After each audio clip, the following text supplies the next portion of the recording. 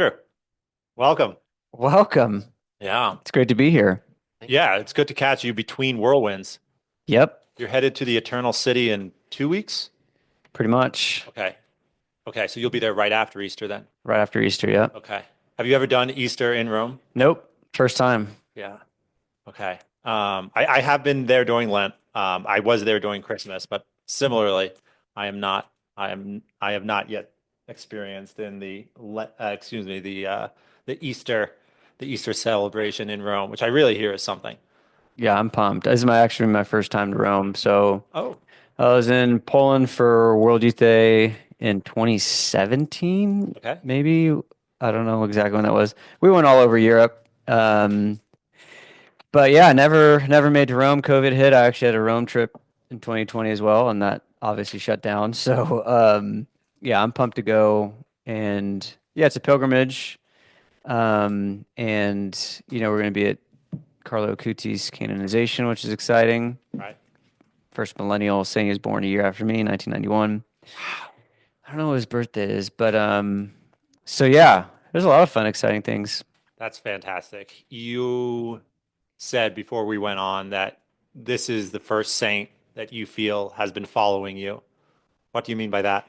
Yeah, so my work, which we'll get into, Sure. um, is helping people detox from digital addiction and use technology with intentionality. So Carlo Acutis is this, now a millennial saint that loved computers, loved, a lot of the things on the internet, like the gaming of, probably like 2000. You don't know exactly Right, what he was right. playing.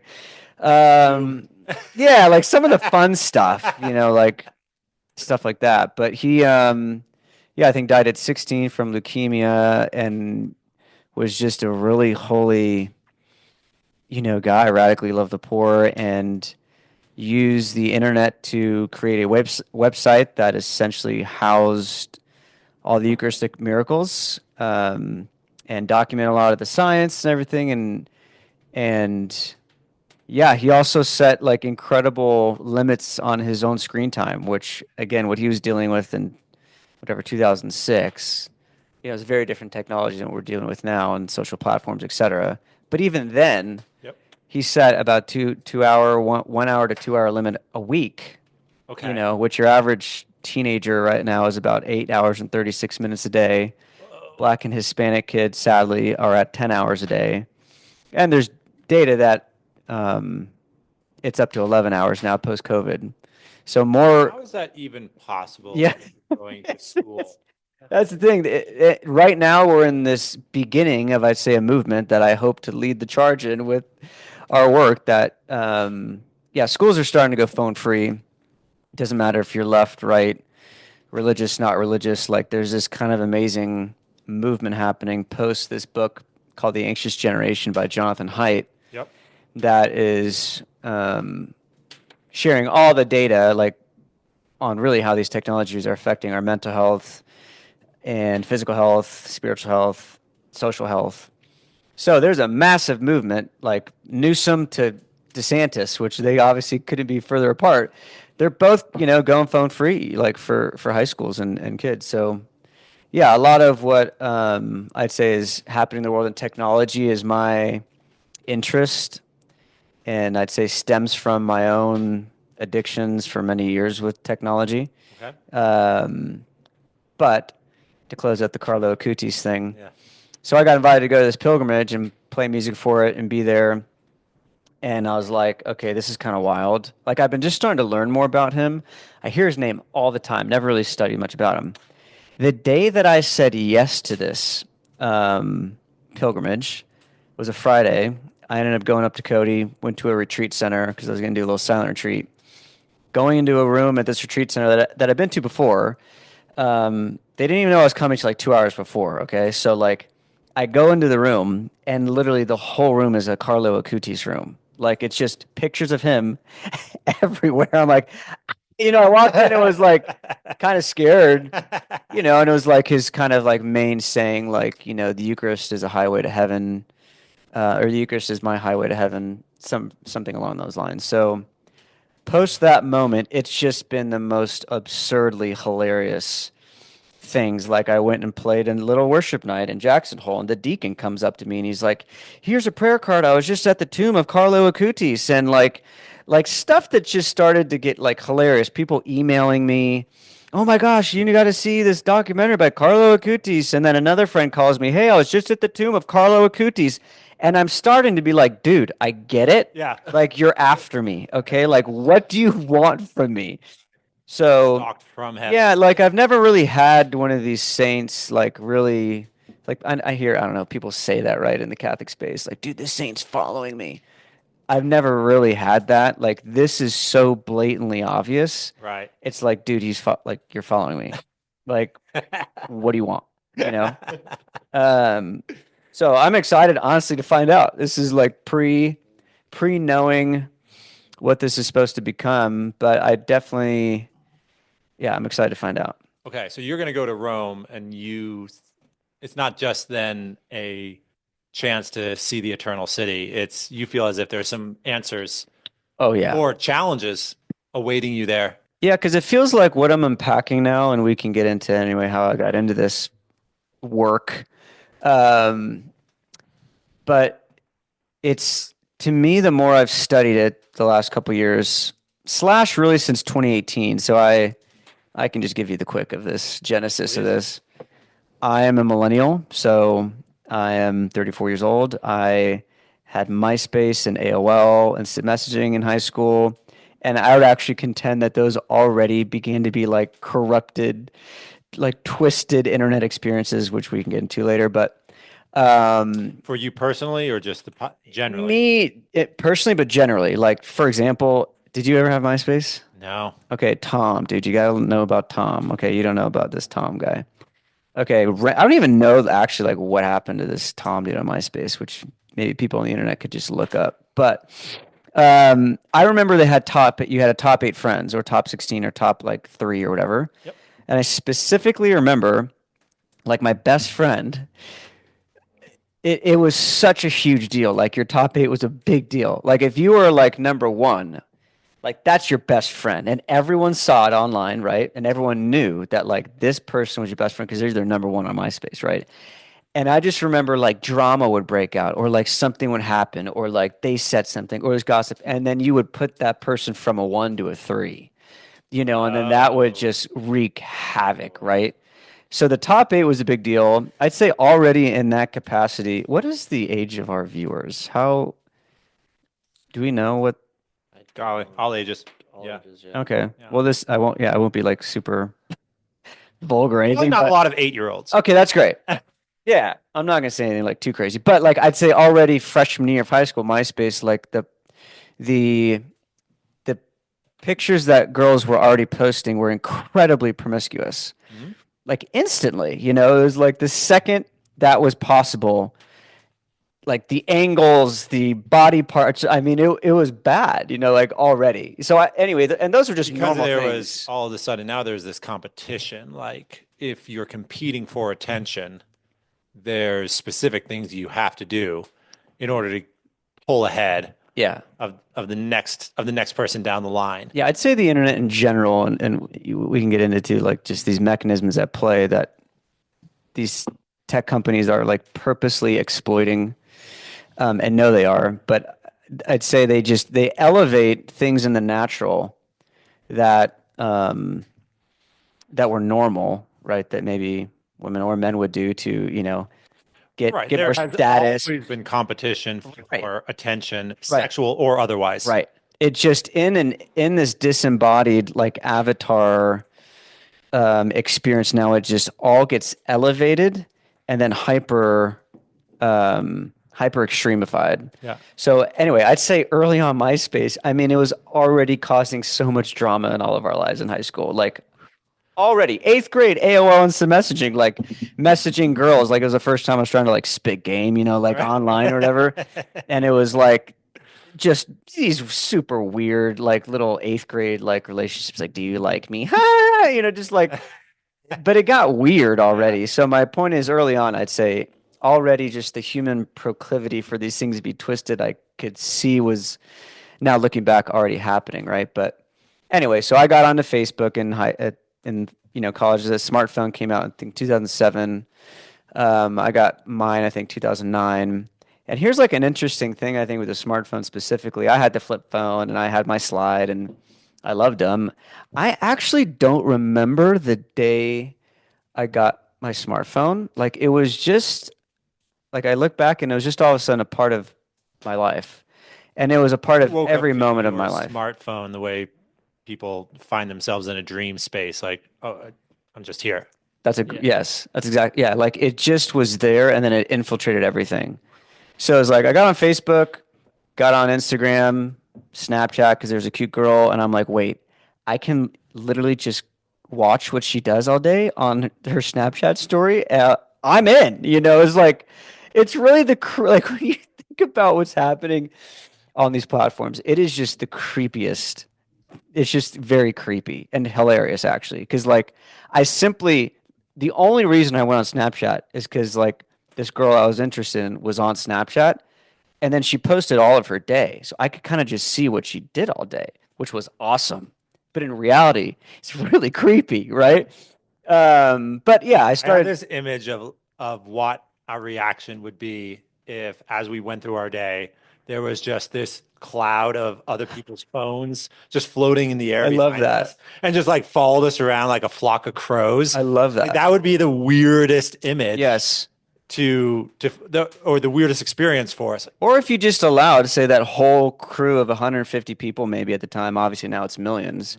But if you just had actually physically 150 people while you were sitting doing your morning routine, making your smoothie with your AG1, or whatever your biohack is in the morning, like that would be really weird. But we essentially let that happen, and I would say as these technologies really started to blow up in 2010, like I was 20 at the time, and I mean, I really lost time to a lot of these technologies.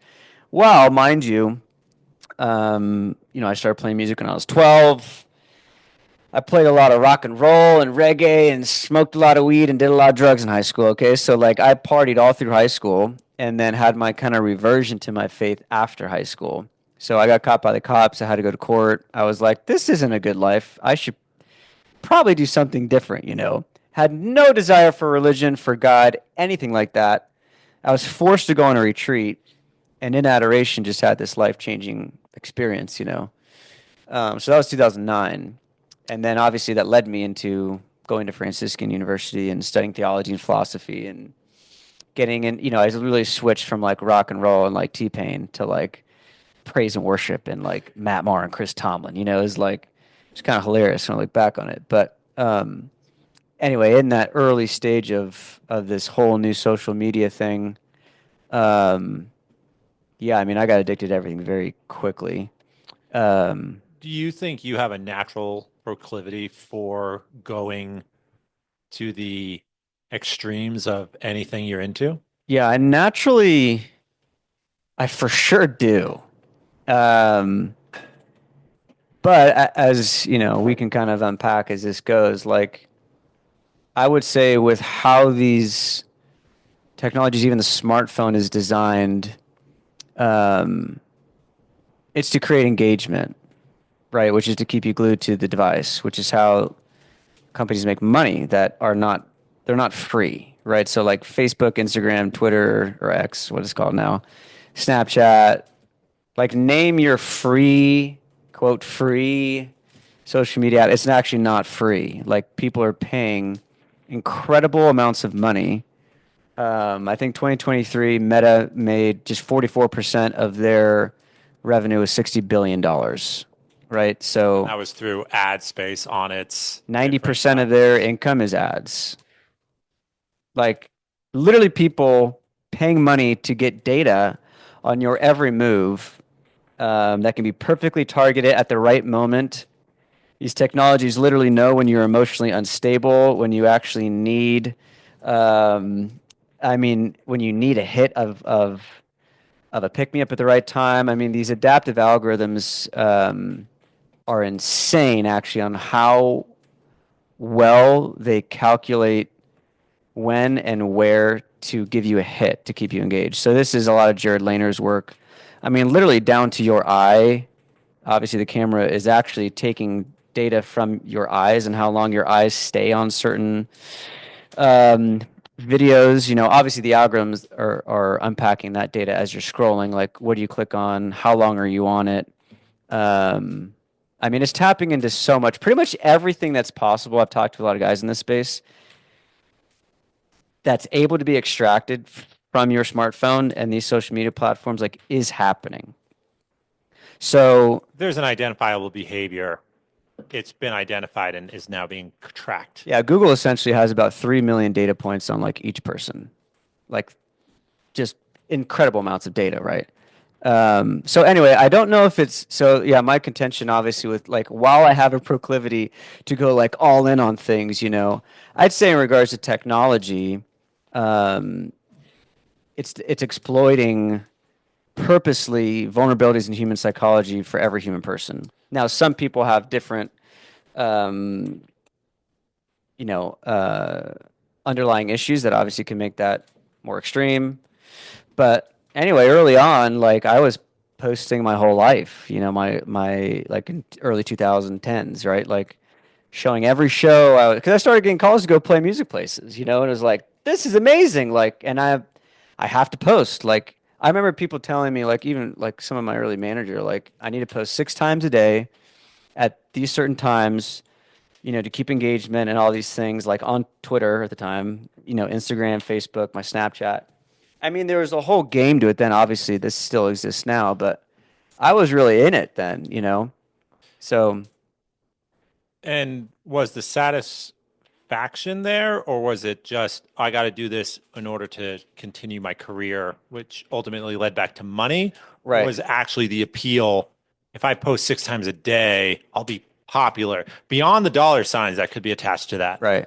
Yeah, what was weird in that space now, obviously in this like Christian worldview where I was like going to share God, is like I had to make money, but like I was also the brand, but Jesus is also like who I'm coming, like you're paying me to like, Jesus is the brand, but you're kind of the product, right, or right. is it the other way around? Right. Shoot. It's this weird Catholic fame thing that like I've opted out of like on purpose because of all these just kind of discrepancies and issues I've seen with what one these media companies are actually doing to these people that while they think they're evangelizing through a lot of these platforms, sadly they're just becoming a a part of the masses that are being used, I'd say, by these platforms. So like um a lot of the data that's actually showing like real dose dependent effect on increased screen time equals like double X the risk of depression and anxiety symptoms. Um, so we're at the point now where like 10 years ago, we wouldn't have been able to have this conversation. Like we wouldn't have really be The understand the data wasn't depth. there. Data wasn't really there. Like now it is. And so I would say what I experienced during all those early years of the internet and the shape that it is now, I was experiencing all these symptoms, just anxiety. One basic idea that I find interesting is that, and again, I can literally talk about this stuff for like ever. So like, keep cutting me off. Like when you want to learn something, just like, or talk about something Reel else, you just in. like reel me in, because like I'm gonna go forever. But this one idea I find is interesting because I felt this. I remember even watching the Twin Towers go down when I was in fifth grade. And like, I remember when the tsunamis hit Sri Lanka. And I remember like my day, and I watched a kid just on a beach get hit by a 30-foot wave, obviously be killed. And then I just went about my day. And so on the back of your phone, is a half-eaten apple, which you've probably heard this analogy, but I think it's fun. So, what was the lie in the garden that, the serpent gave to Adam and Eve? Well, it was simply that if they ate at the tree of the knowledge of good and evil, they would become like God. And when you have an iPhone, in your hand, essentially you are now participating in an attribute of God, namely his omnipresence, that you are never designed to participate in. So I'd say one of the reasons that I started experiencing anxiety, and like most Americans are incredibly stressed and anxious, is simply because we are participating in this attribute of God that we just weren't neurologically wired for. So like we usually knew what was happening in our village, right? Sure. Like you would literally know Uncle Harold is a drunk, Aunt Barbara, she does pottery, that person's a blacksmith, that guy's farming, he's also a drunk, or like you kind of knew the drama or like what was happening, and you didn't know what was happening on the other side of the world. If you did, you maybe got a letter eventually that turned into a telegram, which obviously turned into a radio frequency, which then turned into a TV, which then turned into a phone. Like these things became more and more instant. But I'd say the instification of everything you can ever imagine happening in the world all at once in the palm of our hand is a power we just weren't designed for. So I would say I experienced that. I experienced the social comparison like intensely. Um, I was exposed to pornography when I was 14, which was 20 years ago, which is wild. Sure. But like hardcore, like, and it was normal, right? Like in my high school, that was healthy. This was encouraged. Like I literally watched porn with just a group of friends at a parent's home with the parents home, like in the living room. I Because mean, the parents themselves thought that this is what teenage boys 100%, yeah. do or even should be doing. I don't know if it was should. It wasn't like they never said no. It was just no. Uh, Yeah, this is it obviously was akin to speculative. wrestling. Like, yeah, Yeah, I don't think, I don't do it myself, but that's teenage yeah. I mean, boys. these were obviously people that didn't have any religious worldview, so they were atheists, and obviously that was an encouraged normal thing. So obviously that I was full on addicted to pornography all of high school. But again, that wasn't seen as an addiction. That was just normal. So then all of a sudden, once I have a conversion to my faith, and I'm like, oh, this actually isn't like good for the human person, even neurologically. Now we know, right? This actually, you can fight the new drug. There's many great organizations that can give a completely secular argument for why pornography is incredibly detrimental. Wasn't that interesting? Because that didn't really start to pop up on the secular channels. It seems to me, until about 5 years ago. Yeah, you're probably right. Maybe, maybe I'm off on the date a little bit, but it was remarkable when you first saw completely a religious commenters saying, golly, if we could get our male population off porn, Yeah. probably a whole bunch of other things would improve, even for the guys themselves, right? Yeah. Oh, it ruined my life. Yeah. I mean, it ruined my life in many ways. I think I'm still healing from it today. Hmm. 30% of all internet traffic is for pornography. Every month, there's more traffic to pornographic sites than X, Amazon, and Netflix combined. Wow. So the data is pretty overwhelming that we're consuming this at rapid rates. And actually, the United States is the highest consumers of pornography. I think that has total connection to obviously the increase in sex trafficking and all these, really horrible, um, yeah, things happening around obviously our sexual ethics. I'm curious about this. What was the appeal in the moment? Did it make you feel powerful in a way? Did it make you feel loved in a way? Like, Hmm. what was it hacking in you that you Yeah. needed? Well, I think it hacks. Yeah. Yeah. I guess every person's maybe looking for something else in it, right? There definitely is a need. There's a deeply dopaminergic experience that's happening that is right. Dopamine's that neurochemical, feel good neurochemical in the mesolimbic brain reward system that we need to survive. And it was utilized really well for procreation and for eating. Like we need dopamine. It's a really good thing. These especially hypersexualized virtual disembodied experiences elevate dopamine to such high levels in the brain um, that I don't know if it was necessarily something I was like trying to run away from, Mhm. but it was such an addicting experience. And yeah, I mean, again, it was like it was just normal. I mean, people would, these guys would just talk about like what porn they're looking at, Sure. and then it came on the phone, and then your porn was and it was a library of pornography in your pocket that actually just didn't leave. Before, it was at least in a computer. I had to go to the room, make sure no one was home. Now it's just like it's with me Just everywhere, and then your Instagram and your Facebook, and again, just like MySpace, my feed would be just filled with, I would say, soft porn imagery, which I'd say it's the same or worse now, or even just like just normal girls now are just full on bikini shots, right? Like that was normal, right away. And that would just lead me down that rabbit hole. Mm. So again, my experiences were So like, otherwise, normal girls would feel as if they had to present themselves in a certain way just to compete yeah, with all of the more enticing content that the guys in their high school were being exposed to. for sure. Yeah, now there's literally physicians talking about at these conferences erectile dysfunction in high school students. Uh-huh. I mean, there's real physiological downfalls. I share a lot of this with young people, but if you actually want to have like a really great sex life with your spouse in the future, like stop watching porn. Like, because if you can cut that habit now, like actually what you really long for, which is an in-person bonding, marital love that's lifelong, that gets better as it goes, actually.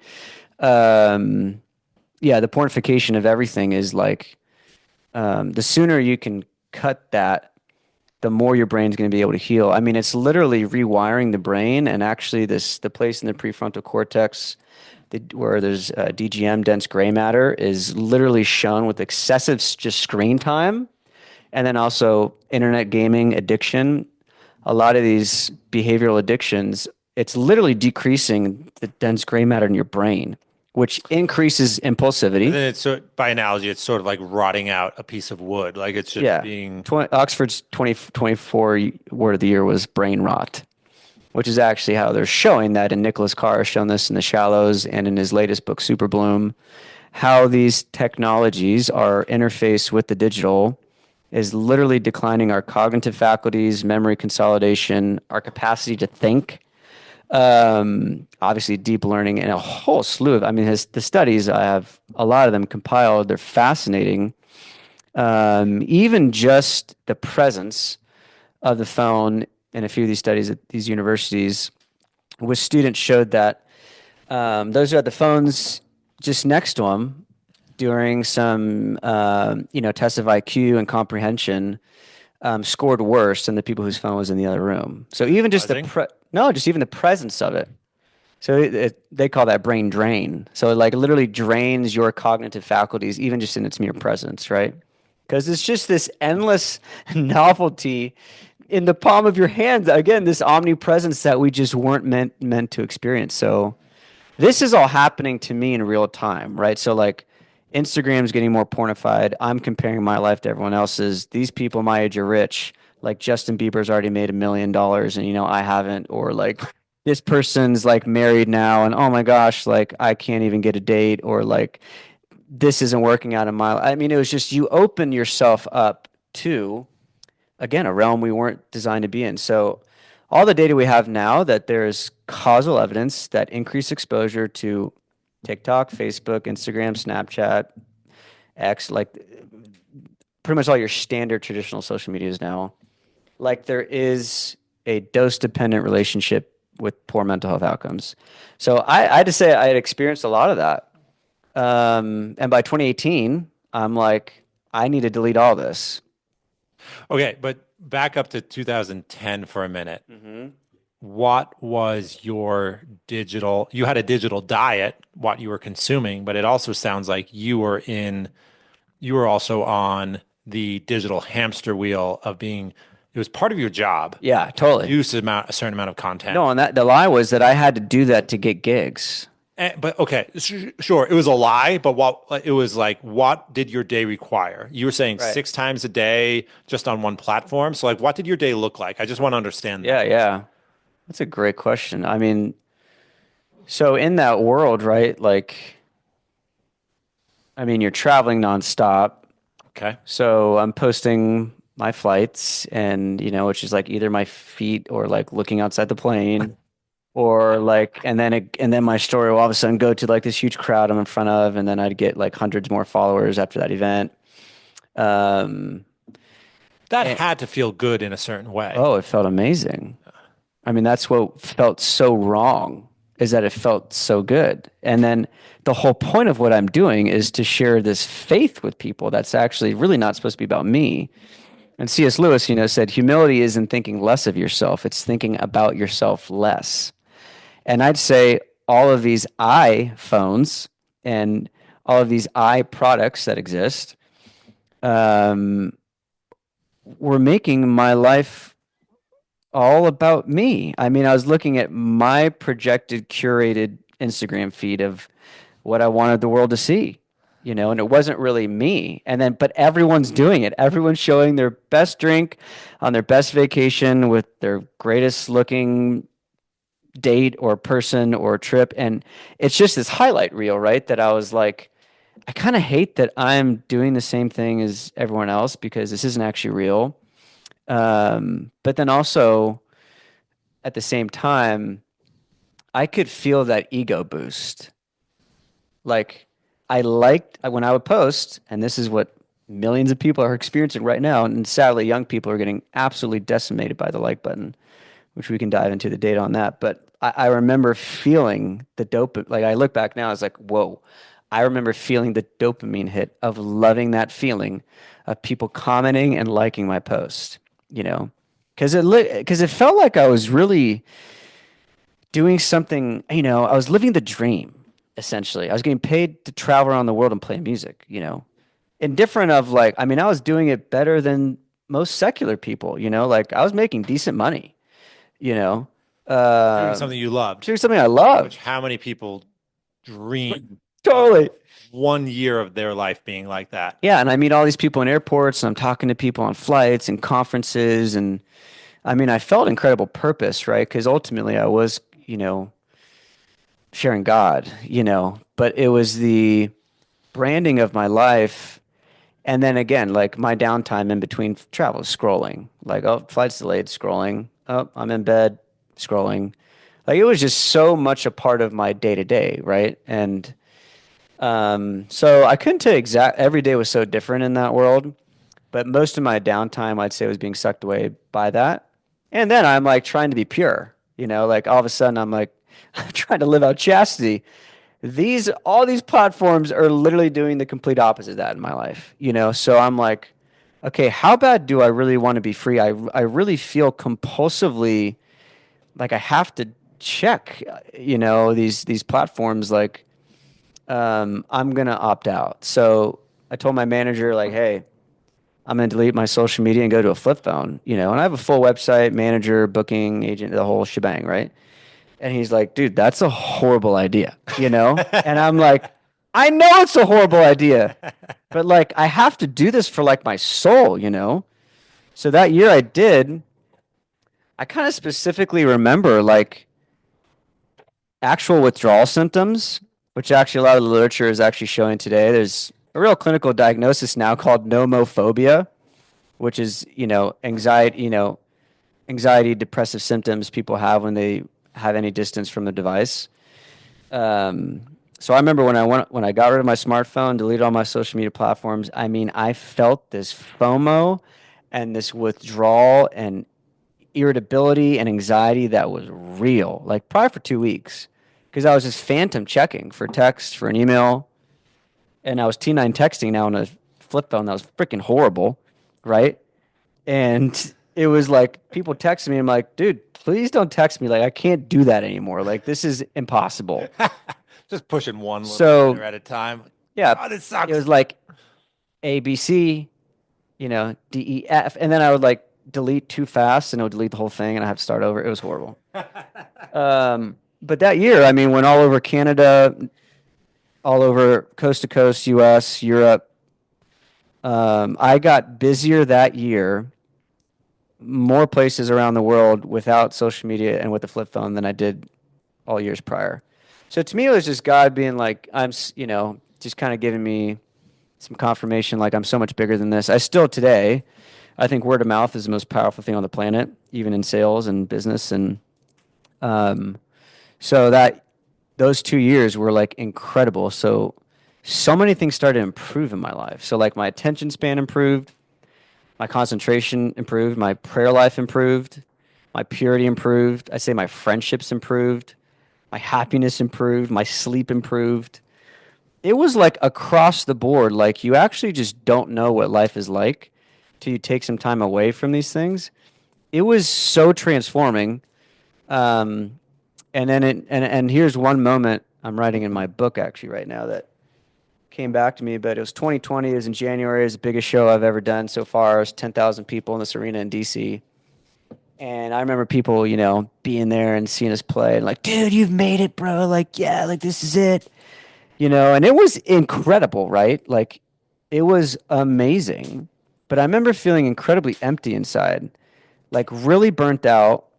We talked about that a little bit. Like, I was flying 150,000 miles a year. Wow. Um, yeah, just, living road life. I mean, it was so, like, I have stories for days. I mean, it's not as glamorous as what Instagram makes it look like. It's incredibly detrimental on the body. So, I mean, I was fried out. I'm 30 years old at the time. Um, and I'm playing in front of 10,000 people. And in that moment, I'm like, man, I really wish I could post this. And I felt this thing in me that was like wanting that validation. And I could think about all these people that The like little troll came out from under just the the bridge. troll, dude. Post, post, Andrew. 100%. I could feel it in me. Like, I wish those people would have seen this. Like, and anyway, that was kind of just another confirmation. Like, yeah, like this stuff is not good. I think it's elevating, um, kind of these four ancient, um, temptations, that Aristotle and Aquinas and now Dr. Arthur Brooks speaks of fame, power, pleasure, and money. And I'd say all of those four are completely exacerbated on social platforms in a way that were never possible. Like, in order for you to keep up with the Jones, you had to look down the street, right? And Sure. and you'd see like, whoa, they got a nice car, they got a nice home. Like, we got to keep up with the Joneses down the street. Now it's just open your Instagram feed, and you're looking at the richest Joneses the world's ever known on just one swipe, and then your life begins to feel miserable because you're not a 25-year-old billionaire Bitcoiner in Fiji drinking coffee, you know?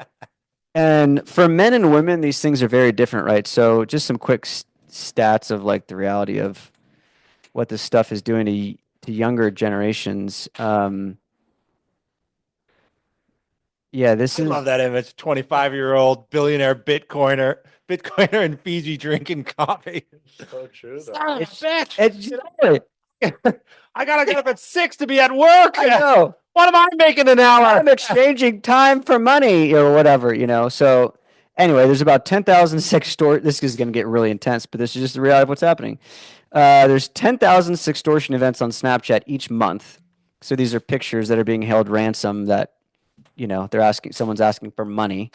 So that's just happening per month. Every week, 1 out of every 8 girls on Instagram is sent some explicitly sexual image. 1 out of 8. Um, right now, since 2010, which in all of Jonathan Haidt's work, all the data on this specifically is in 2010, the front-facing camera came out in the iPhone. So that's all of a sudden when life became a performance and girls um, could actually begin to compare on an even grander scale, right? Everything about their body image. So yeah, anxiety has increased 167% for girls since 2010. Um, Suicide has increased amongst girls and boys. And pretty much all of the metrics are like going in the wrong direction just for overall like mental well-being. So along with that, deaths of despair, so that's drug overdoses, suicide, chronic alcoholism, it's taken over 200,000 lives in 2019 pre-COVID.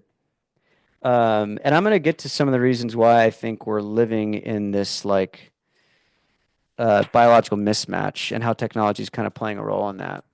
But self-harm amongst 10 to 14-year-old girls quadrupled the last 10 years. So Gene Twangy and Jonathan Haidt and like really high-level scholars are like, this is due to our screens and our social media, gaming, pornography interfaces. And there's a whole slew, of data to kind of back this up. But yeah, once you kind of start to dive into, again, the time that's being spent And then all the kind of psychological fallout. I experienced a lot of this, so I know what it kind of feels like. Um, so anyway, All right, 2020 so you can hits. actually witness to this. Well, and that's what's crazy is on the road while I was touring, I was doing a lot of young adult stuff, a lot of teen stuff, parishes, churches all over the world. I saw the mental health crisis unfold before my eyes. More and more kids coming up to me with anxiety and depression and suicidality and guys addicted to porn and sucked away gaming and so I saw it happening, And they were coming to you because they were hoping you had some answers. hmm Yeah, and then I was sharing on the road too, like after 2018, like I'm not on any of these platforms. Like you can't follow me. And then they want to talk about that. Because a lot of the mechanisms at play that are keeping us there are things like the network effect, right? So the only reason why Uber became so successful is because so many people are using the app. Same with Facebook, same with Instagram. The more people on the platform, the more value that's added. So it's very hard from now what's happening with e-commerce and everyone's brands and us trying to grow businesses is that these things are all interconnected and now it's very hard for people to get off of them and opt out. I was just talking to a girl the other day named August Lamb, I think her name is. She was an influencer making money, making a lot of money, and it was just destroying her life. And there's more and more of these stories coming out, and she got off of, she stopped being an influencer and is finding new ways to make money. But one of the biggest reasons I'd say that we're so stuck in this, I would call behavioral addiction, which in 2013 in the DSM, they did put behavioral addictions in the Diagnostic Yeah, Statistical yeah. Manual. So Mhm. um, for sure, online gambling and gaming is in there. The WHO came out and said that internet gaming is a real behavioral addiction. Now, Instagram addiction's not in there yet, but I guarantee you it's going to be there. I guess Zuckerberg just came out and said that 50% of their algorithm is now AI. So the algorithm that's done probably the most damage to more people ever in the history of the world psychologically is now halfway to being fully AI, essentially. The algorithm that runs Facebook's behind the scenes control of what you see. Correct. So Facebook feeds you your diet of ads and posts from people you are supposedly friends with. Yes. And they are, Facebook is actively putting more and more of those functions from a predetermined algorithm to some sort of actively learning Yeah, so AI. it's never been predetermined. They've already been what's called adaptive algorithms. Okay. So I'm going to put my blue light blockers on. We'll talk about this later, depending how Joe Rogan we're going to do this. But so let's get into just the quick history of why these platforms are so addictive to every human being that uses them in some capacity. Okay, so there's a science to this and there's a history to this, and then this is all going to make sense.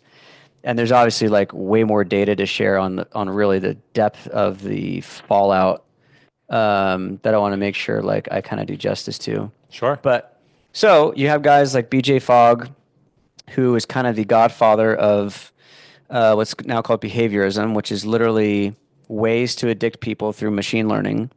So this is incredibly scientific, psychological, well studied, and utilized in all media technologies at this point. So when people say, like, oh, they said this about the TV that everyone was going to go blind, like what you have in your hands now, your smartphone and social media, gaming, pornography, is a completely different medium, okay, than TV.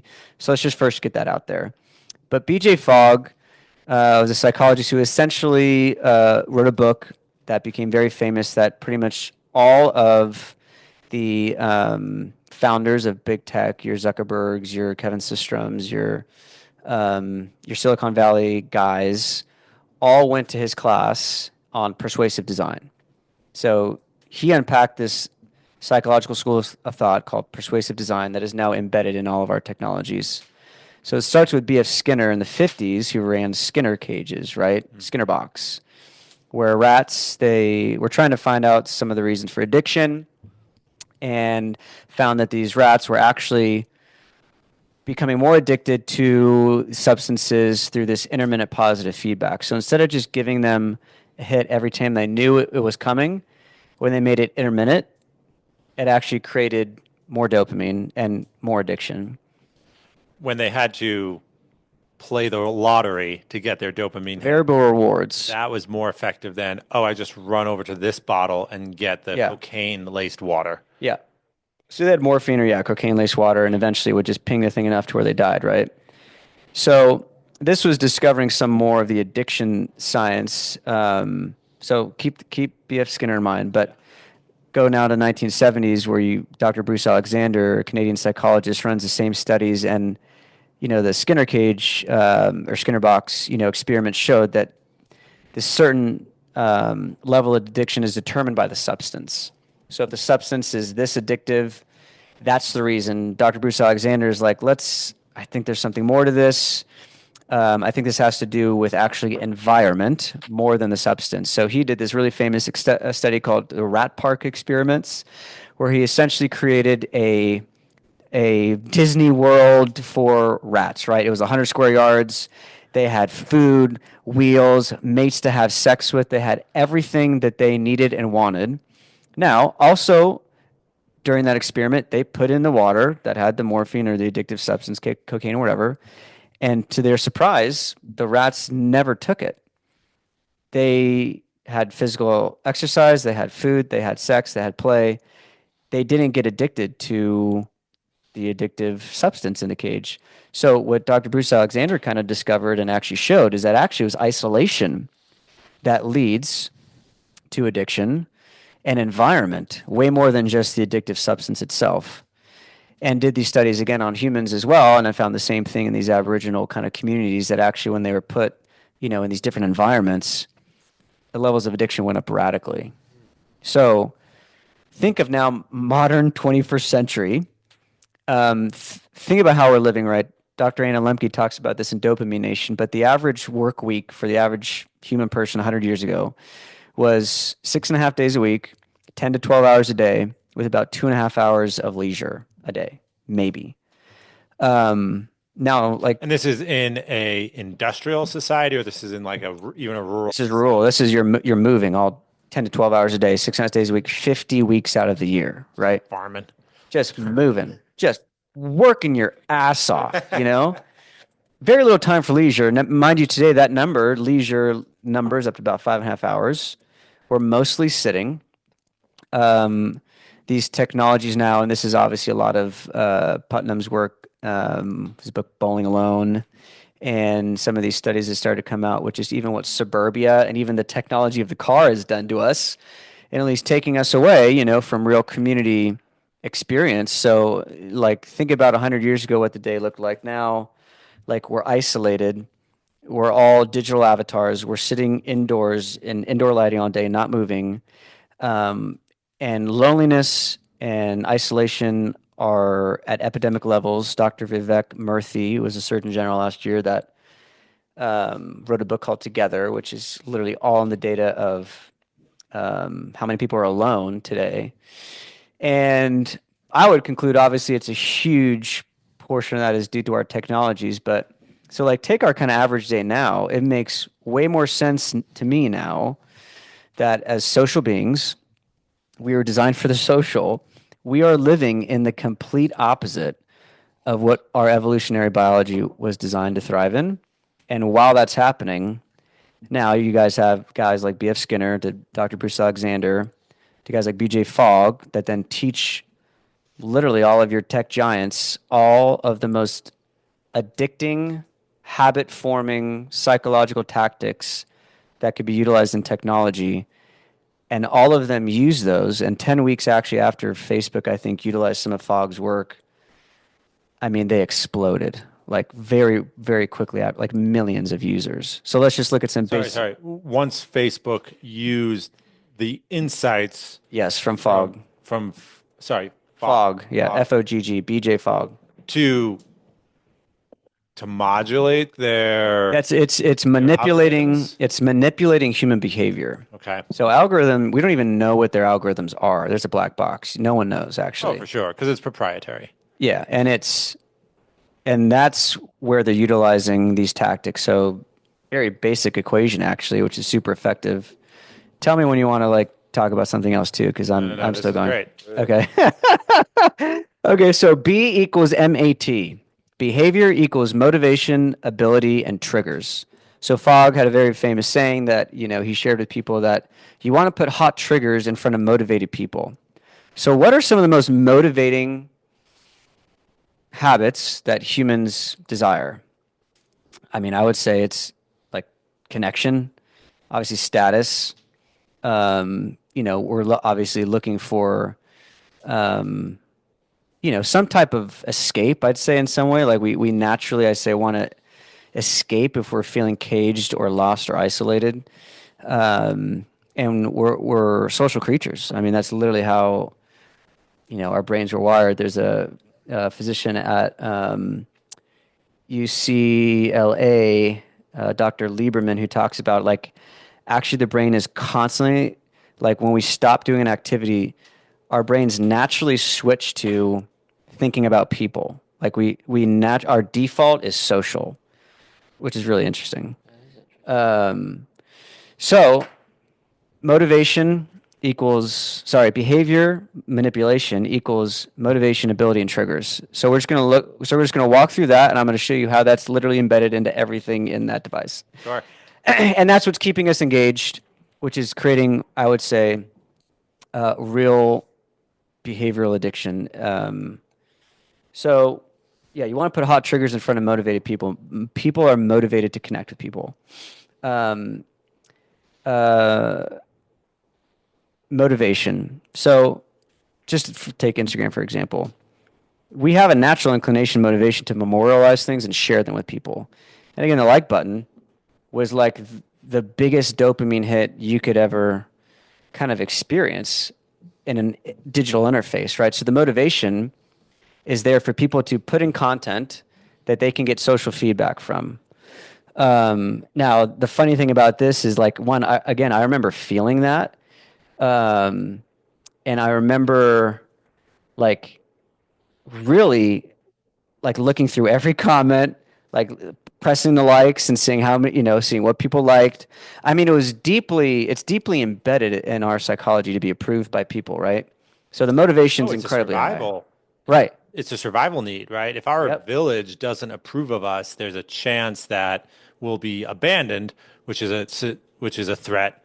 If society condemns us, we'll be exiled, which is almost a death sentence, Right. right? So, Yep. as a side note, I remember a psychologist saying that this was what he found fascinating about John the Baptist Huh. is he said John the Baptist was uniquely ready to face the censure of his entire society because his time in the desert had already made him face death. Whoa. Yeah, it was really interesting. He's like John the Baptist, like we talked like, and he survived on wild locusts and honey. And Right. the psychologist, Dr. Cross, shout out to Dr. Cross, he said, Nice. wild locusts and honey, that's that's barely getting by, right? Yeah. Yeah. That is knowing that tomorrow could be your last day. Right. And that is what allowed him to be so bold in his challenge to the status quo in his preaching. And because he was facing his own society Yep. because he didn't need them anymore because he knew that death was not the worst outcome. Yeah, that's super deep. Isn't that great? Yeah. I like John the Baptist. Yeah. I'm Anyway, but please no, I'm continue. I'm looking for this quote that's like very famous. It's literally in every one of these books that Sean Parker shares, who is one of the first major guys at Facebook. Essentially, he confesses that they are purposely trying to addict you and exploiting vulnerabilities in your human psychology, and it's a social validation feedback loop. And they knew this. He's a hacker, and we did this intentionally, and we all knew it. It's a really powerful quote. And now I'm going to scroll to try To and pull it find up. it to pull it up on my Daylight computer. Shout out to Daylight. If you ever hear this, go get it. Give us a like. Give us a like. They're on Instagram. You can follow them on Instagram. I don't know if this is in my notes. We'll add them to the description. Yeah, absolutely. Yeah. Anyway, so you get the motivation idea. People are highly motivated for social validation, Yeah. massive motivation. Ability. It is incredibly easy to swipe. So most of the ease and convenience of these technologies is part of making it as addictive as possible, the least friction. So if you can get motivation, easy ability, just think of your swiping, think of your clicking for liking, and then triggers. So think of the color of the red like button. Yep. Think of the notifications. Think of the ding every time your phone rings or you get a text message. It's literally Pavlovian, in nature. But I remember this in my 20s. I remember sitting next to my brother on the couch. We were probably just watching some dumb movie or what have you. And I remember his phone was dinging more than mine. And I remember the thought, oh my, he's got a better life. More people like him. whoa, He's got more friends, right? you remember thinking that? I remember thinking that. Oh Dude, yeah. that's intense. Well, I mean, that is the dark side of having an Irish temperament is that you can actually articulate all your negativity. Dude, that's pretty great. That's pretty You great. actually put words to all of this. Yeah, that's kind of interesting. Yeah. Okay, I don't know if I'm gonna find this quote. This is why I still need to create my like Joe Rogan cheat sheet. Anyway, Yeah, you got it's a really powerful quote. But so that's the formula that is kind of most famous for making its way into every social media platform. So again, you're getting variable rewards. So every time you scroll, you have no idea what's coming next. Each new video, the novelty releases dopamine in the brain. This is a fun fact. They actually found that gaming in 1998, there's researchers that did a study on gaming in 1998. We talked about this briefly. Very different than what it's experiencing today with Fortnite and Call of Duty and blah, blah, blah. But most of the addiction science is showing this correlation between the amount of dopamine released in the brain from a certain substance or experience and the level of addiction, right? So sex actually releases about 100% dopamine in the brain. In 1998, these studies they showed the gaming also released 100% dopamine while playing the video game in the brain. Holy smokes. So imagine today, like that number is way higher, and this is what Dr. Cardaris talks about. I'll try and keep this not graphic, but sex is usually a time limited experience. You can game now for hours and have these unbelievably high level dopaminergic experiences, and it's a completely different neurological experience that we were again never designed for. So you can have these incredibly high elevated levels of dopamine in the brain that again bring you to this new level of tolerance where when you come down from that, it's not good. I mean, there's hundreds of stories of young guys literally beating up their parents when they turn off Fortnite. I mean, throwing their mothers across the room. I mean, crazy stuff happening. So actually in China, there's over 400 tech addiction clinics. In the US, there's like two.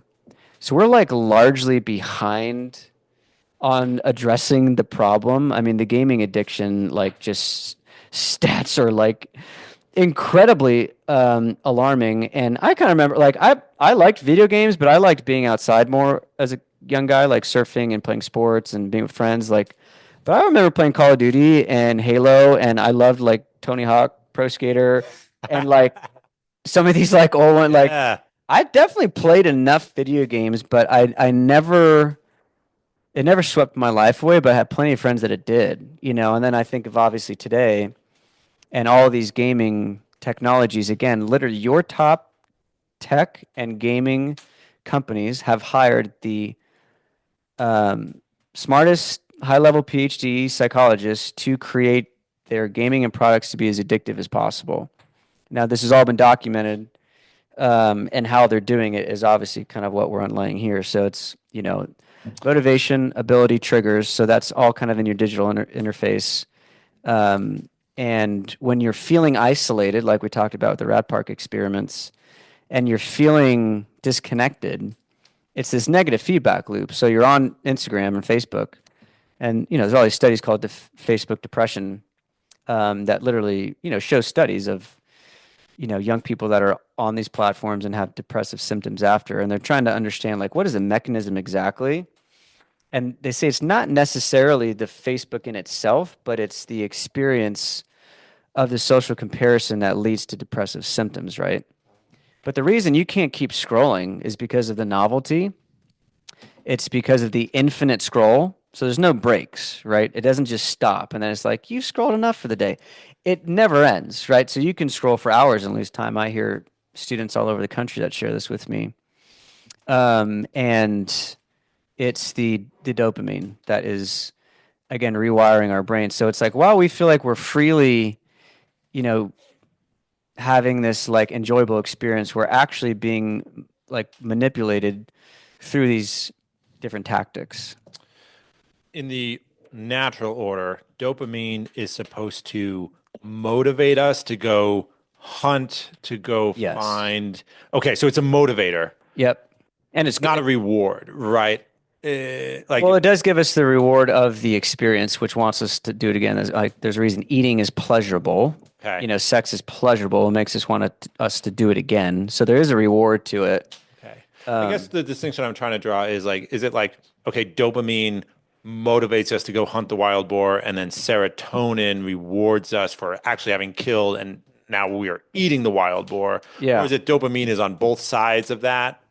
Do we know? I think it's dopamine on both sides. That Okay. serotonin is mostly produced in the gut. And I don't, obviously, I'm not a clinical PhD, biochemist or MD or psychologist or whatever. But from my study of the literature, I think we are missing the mark with this chemical imbalance theory that we need a SSRI to fix our depression and anxiety. And when I don't think that's the answer. I think it's the way we're living.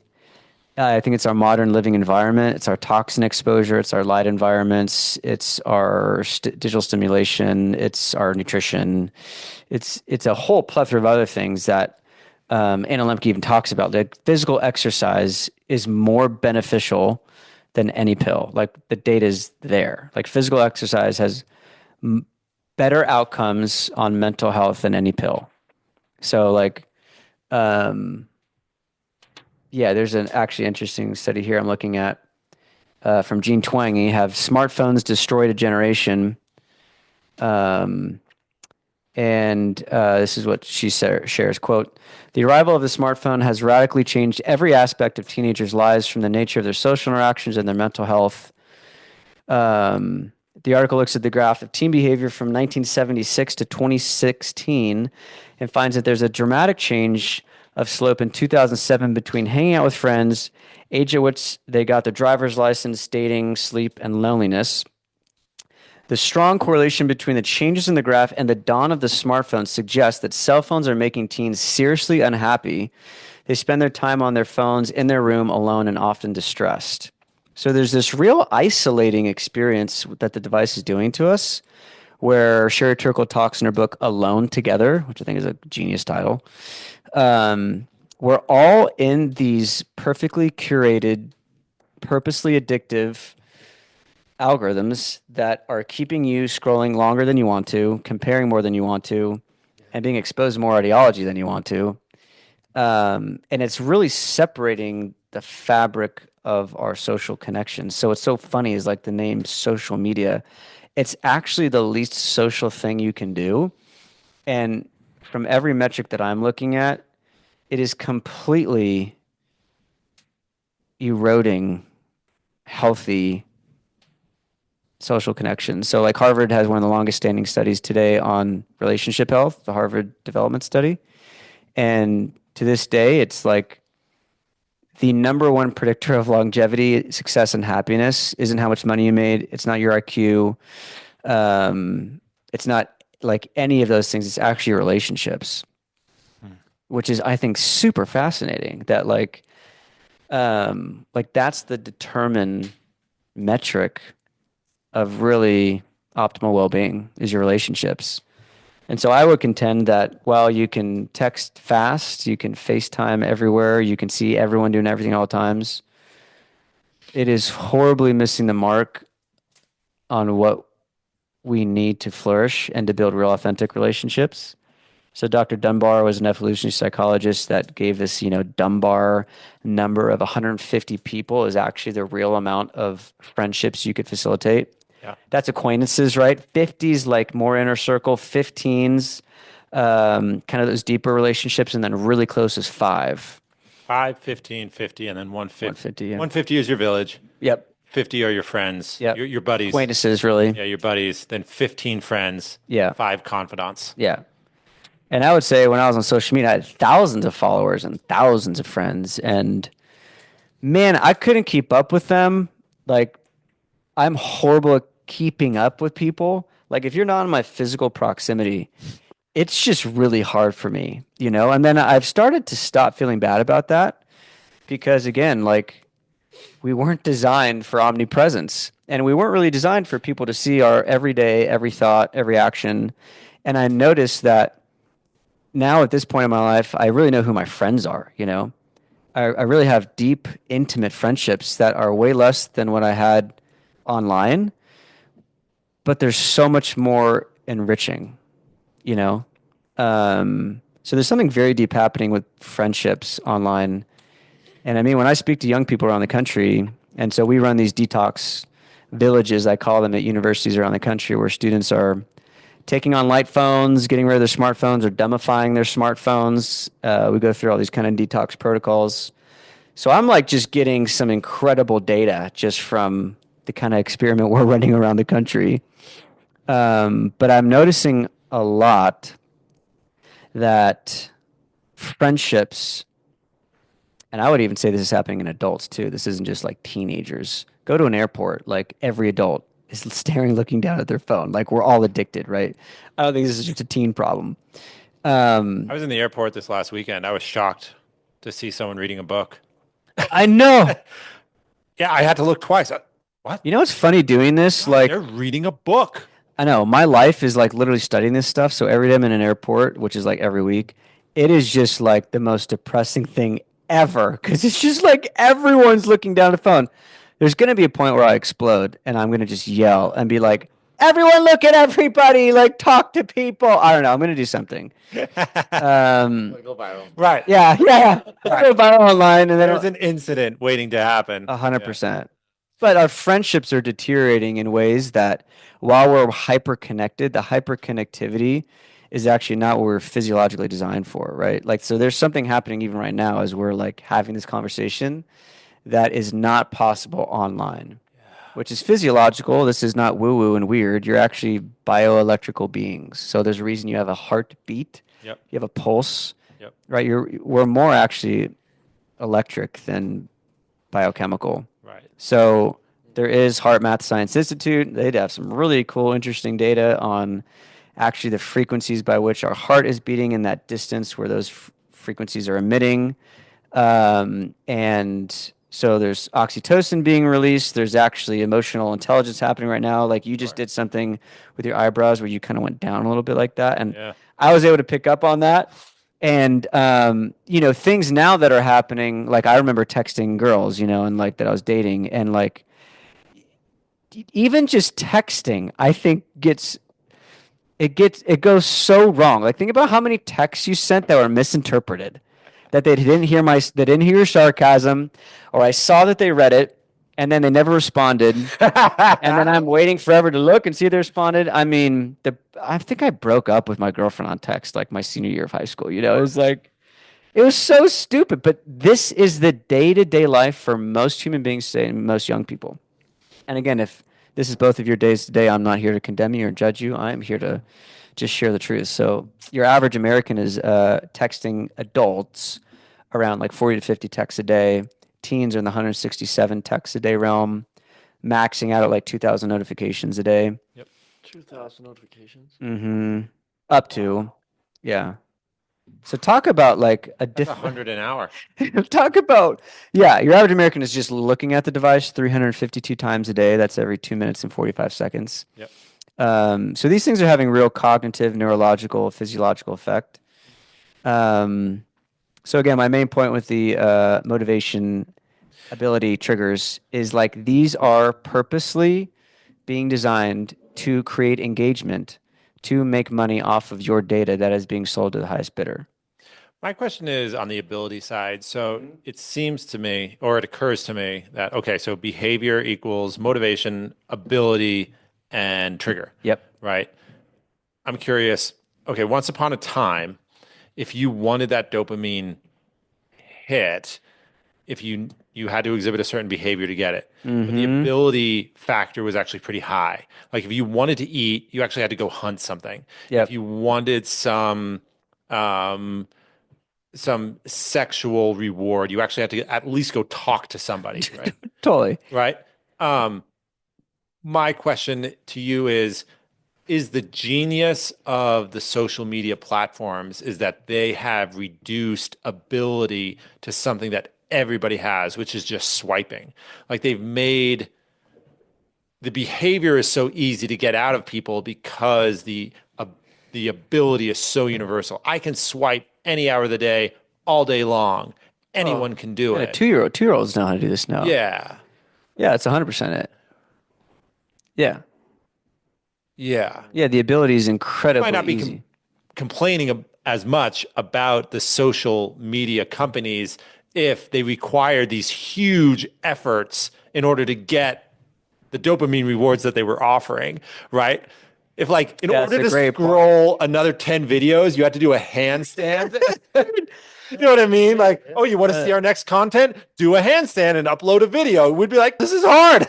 Dude, that's a great I point. can't do this from the toilet. Right. Dude, most of my toilet experiences were scrolling because, it was like the best time to scroll. And that's like 45 minutes. And I like clearly didn't poop that whole time. Right. But that's a great point. The ease and convenience is a huge issue. And that's obviously, again, part of the equation. Now there's many, more mechanisms at play that, again, these companies are leveraging science that knows how to manipulate human behavior.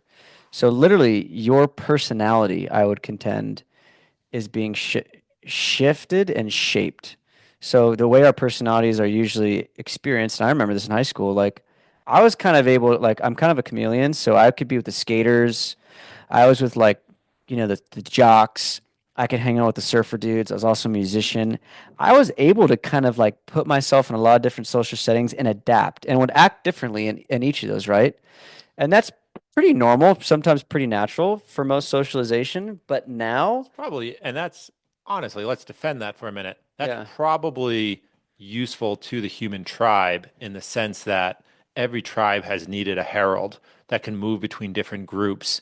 They totally. knows their jargon, knows what's important to them.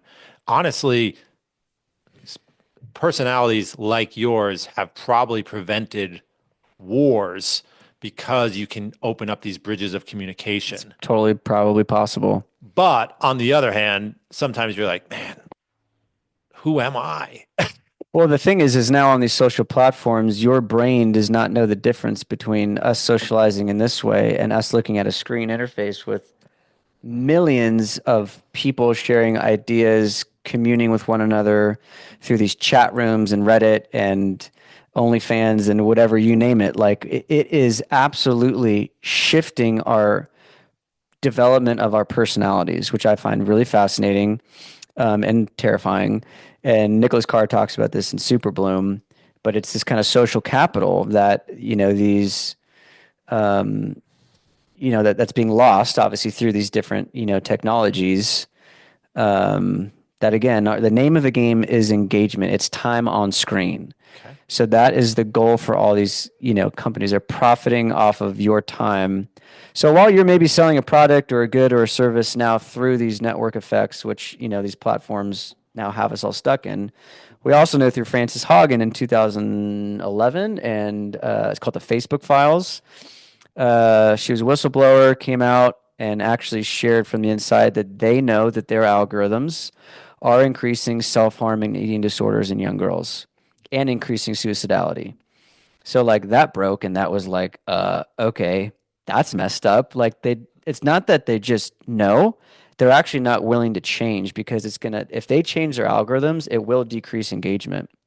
So they've done these studies with TikTok as well. They literally make fake accounts, just look up I'm a 13-year-old girl, start looking up things like meal plans or how to lose weight.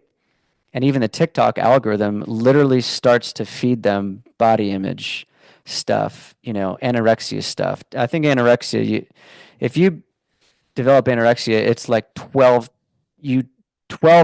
your risk of mortality.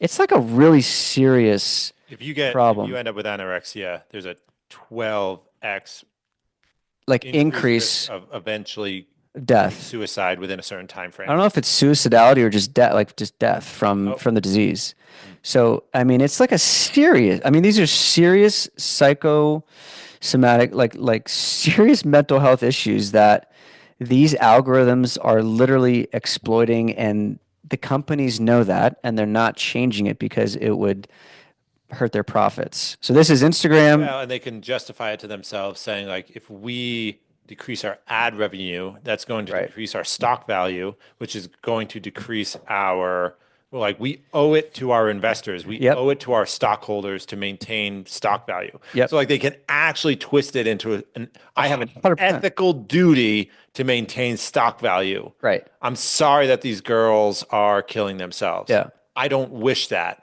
But if I lose 30% of my stock's value, A, I'm going to be fired. Right. But B, the people who trusted me with their money are going to be betrayed. 100%. It's all incentives. So this is what we're stuck in. It's all incentives, right? It's Yeah. network effect plus incentives plus now, again, they have hijacked, the human psychology. So anyway, when you kind of dive into this stuff, it's like really kind of dark and depressing. And I do eventually want to get to some of the good things that you can actually choose to do to maybe remove yourself from some of these platforms. Like I had to, I couldn't find moderation.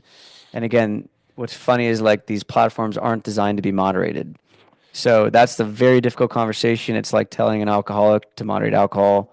Abigail Schreier says it's like telling high school students, it's like nurses going to high school students and telling them to moderate ecstasy. It's like the wrong conversation. So you're asking young people to do something that physiologically isn't possible with their brain development, right?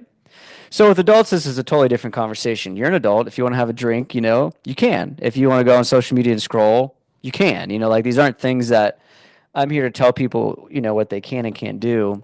I think once you find out you're being used and manipulated, like intentionally, and the data is like all there, you're going to be less willing to want to hand over your privacy, your data, your information, your life to these platforms. And anyway, that's one of the things to me that I find a lot of people are gravitating towards. Once they find out the tactics of why this is happening, no one should actually feel shame about this. So if people are listening, or even this is part of your stories, where it's like, yeah, you're finding yourself spending more time than you want to on your device. It's actually not your fault, This is all by design. And again, with these convenience tools, I would say largely convenience is killing us. Like 70% of our population is obese. 40.8% of Americans will get cancer in their lifetime. 6 out of 10 Americans has one chronic disease or more. I mean, so we're really struggling with our bodies. So one of the things humanity is helping people with, again, is just this like helping people be more human. I got fascinated with health and wellness while I was on the road, which is funny because I went down all the podcast rabbit holes. I was addicted to podcasts too. So, like when I was traveling, I just remember one day asking the question, like, what are We want that behavior. Yeah, We yeah. want that from you. Yeah, and right. Other people. right? Like, what's the human person supposed to eat? Because it's not like the shark wakes up and decides to go vegan. Like animals eat what they were intended to eat. And I remember going online and one day, like looking at my YouTube or Instagram or podcast, and like one physician's like, go carnivore. The other one's PhD, MD saying, go vegan. I have found what the internet, especially YouTube, has opened up is the most confusing like environment for almost every topic you can ever imagine. You can have MDs and PhDs on both sides saying the complete opposite things, all with studies, And actually what's happening, these big tech companies are using 3 pretty clear tactics. The guy at Bernstein shares in a book, Unwired, to keep us from knowing the information I just shared with you on this podcast. Three basic things. Personal responsibility is the first one. Same as tobacco, right? This is a very similar playbook to tobacco. So they play the personal responsibility game, which is like, we're not addicting you to this. This is up to you how you use our technology, kind of thing. Second one is First Amendment, which they have this Section 230 law that essentially they're immune to any of the content that's posted onto these platforms, which is super lucky for them. And then We the set the last, stage. We are not responsible for who performs on it. that's right. You always have great little things like that. And last one is Science Wars. So they are funding Common Sense Media, Zuckerberg, Bill Gates, these apparently, neutral, unbiased organizations. Ed tech is a like $1 trillion, you know, industry that is persuading us that kids need to have iPads and screens, and when literally all the big tech giants and their children go to Waldorf schools, which are low tech or Sure. zero tech. Sure. So the science wars are happening right now. So you have guys like all the people I'm reading that are like, this is literally destroying humanity. And then the other side that is like, um, literally all funded by big tech dollars that's saying, we need to moderate screen time. This is good. We need kids to have, these types of skill sets for the workforce and all these lies. So those are three tactics they play to kind of keep us, I'd say, sedated. And Dr. Cardaris calls it, digital heroin, digital soma. I mean, it's really hard actually, and I love entrepreneurship too. And a lot of what I'm doing with Humanality is actually like very entrepreneurial. But it's funny. It's like my creative capacity right now is on a completely different level because I pretty much eliminate most technology in my life. So Paul Torrance created this Torrance tolerance test in the 70s, I believe. That was at the University of Minnesota. Followed a group of students and showed that actually the level of creativity in their life actually determined their success higher than IQ, socioeconomic status, Sorry, their level of creativity. creativity. Interesting. So it wasn't IQ, it wasn't even income. It was literally their creativity determined their success. So And creativity was defined as so they had like one of the study, what part of the study was like they had to have like a toy and or like some type of like kind of um puzzles and toys and had to like create something out of it. And the students that were able to create more things out of it, had kind of, determined this higher creativity. I don't know I forget exactly what that part of the study was, but it was like they tested them in school and then followed them throughout their lives. And those that had higher creativity were just more successful. And again, Steve Jobs was literally quoted praising the gift of boredom. And a really classic study that is now frequently quoted is, I believe it's a 2014 Harvard study where students were given paid to be administered an electrical shock, then were given 15 minutes to just be in a room by themselves, and instead of being alone with their own thoughts and just being present, they willingly shocked themselves. One student shocked himself like 192 times to get out of being with themselves. So what's crazy is the phone is the greatest escape out of boredom. And sadly, that escape will decrease your chances of allowing this part of your brain, the default mode network in your brain, which is what happens when you just go from a task to a task and you have some space and your brain is allowed to wander and you can do this thing called daydreaming, which is incredibly beneficial to the brain. But the phone is literally decreasing creativity. So there's a creativity crisis, I'd say, happening right now that physicians are talking about, where creativity is decreasing at such a rapid rate. because we've taken away the very moments in which creativity actually sparks off. It's so interesting you mentioned that because so at the 10X conference, the last Hmm. speaker was Ryan Reynolds, Oh, wow. and I think I liked his the most of all of them. But his thing was because Grant was asking like, so how are you successful? And he's like, I have 3 hours a day that I'm creative, and then I put it down, and then I do my day, and then I do it again. So he said he wakes up at 4 o'clock in the morning. There's a lot of data that points to this 3 to 5 hour mark of work, just deep work, creativity work. Oh, That's cool. You shared that, yeah. yeah, he said he wakes up, grabs a cup of coffee, and he says he allows himself to be bored. He Nice. says he just sits there, and he says, my phone's right there, but I'm not touching it for 3 hours. Whoa. And he says he just starts writing down things that he thinks are funny, or like things that would make good stories. He says Ryan was like, because Grant was asking him like, Yeah. what's about you? Like, what are you trying to do with your life? And he's like, I'm trying to make as many good stories as I can, Hmm. invite as many people into those stories as I can. Hmm. He said that I want those moments when everyone experiences a story that they can come back to forever in the future, knowing that they shared a good moment. I love that. So powerful. And That's why Free Guy is like his perfect project. That was a yeah, good movie, It's yeah. just a story that you could love, show to your children, love even more showing it to them. yeah. They show like right something that is just rich and you can enjoy it every time you see it.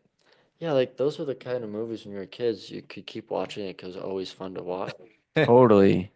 But yeah, so then he was talking about this blew my mind. He's like, okay, so let's say we make it and we're at the pearly gates and God shows us like our life He's saying this? on Is stage. he a Yeah. Christian or no? Oh, Okay. it makes me wonder. Yeah. So he's like up there. He's like, okay, from 2010 to like 2090, your whole life is gonna be like this. No way. He's saying this. And he I got said, to get a hold of this guy. Yeah. like, Come and on, you won't Ryan. see what's on that screen. You can just see you doing this. He's like, maybe we should put it down and make our own stories. Oh, dude, I got to get a hold of Ryan. Okay, so Yeah. this is a really cool. This is like, just wait for this one. So this guy created this company called Arrow. I'm forgetting his name right now, but he said, and this like, I really feel like, and I'll share maybe two stories out of this. I actually think what we're doing at Humanity is saving people's lives. I'll explain that in a moment. But the founder of Arrow, it's actually this like phone box company, which is pretty cool. Like you put your phone in a phone box as a family, and it like gamifies essentially your time away from your device, which is kind of cool. But he said this is the first generation, and I would actually say this is millennials and below. This is the first generation where they're going to have more memories of other people's lives than their own. Whoa. And I had to hear it twice. It's like this is the first generation that's going to have more memories. Think of your daily swiping. You're going to have more memories of other people's lives than your own. And there's actually data showing too, and I love this because this is a true story, and I see this happening all the time. This seems to be more of a proclivity for women, which Jonathan Haidt talks about. They have obviously this more like unitive communion, interpersonal, highly emotionally intelligent. Like guys are just like not that, so they don't want to take pictures as often. But there's data that points to that when you take pictures through a screen and that is your experience, the memory consolidation of that experience is diminished. So you actually don't remember it as well. And I remember talking to a student in a As one in, of if you want to remember that sunset, don't take a picture of it. 100%. Yep.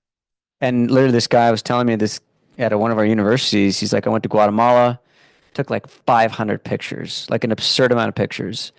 Got back and literally couldn't really remember his trip.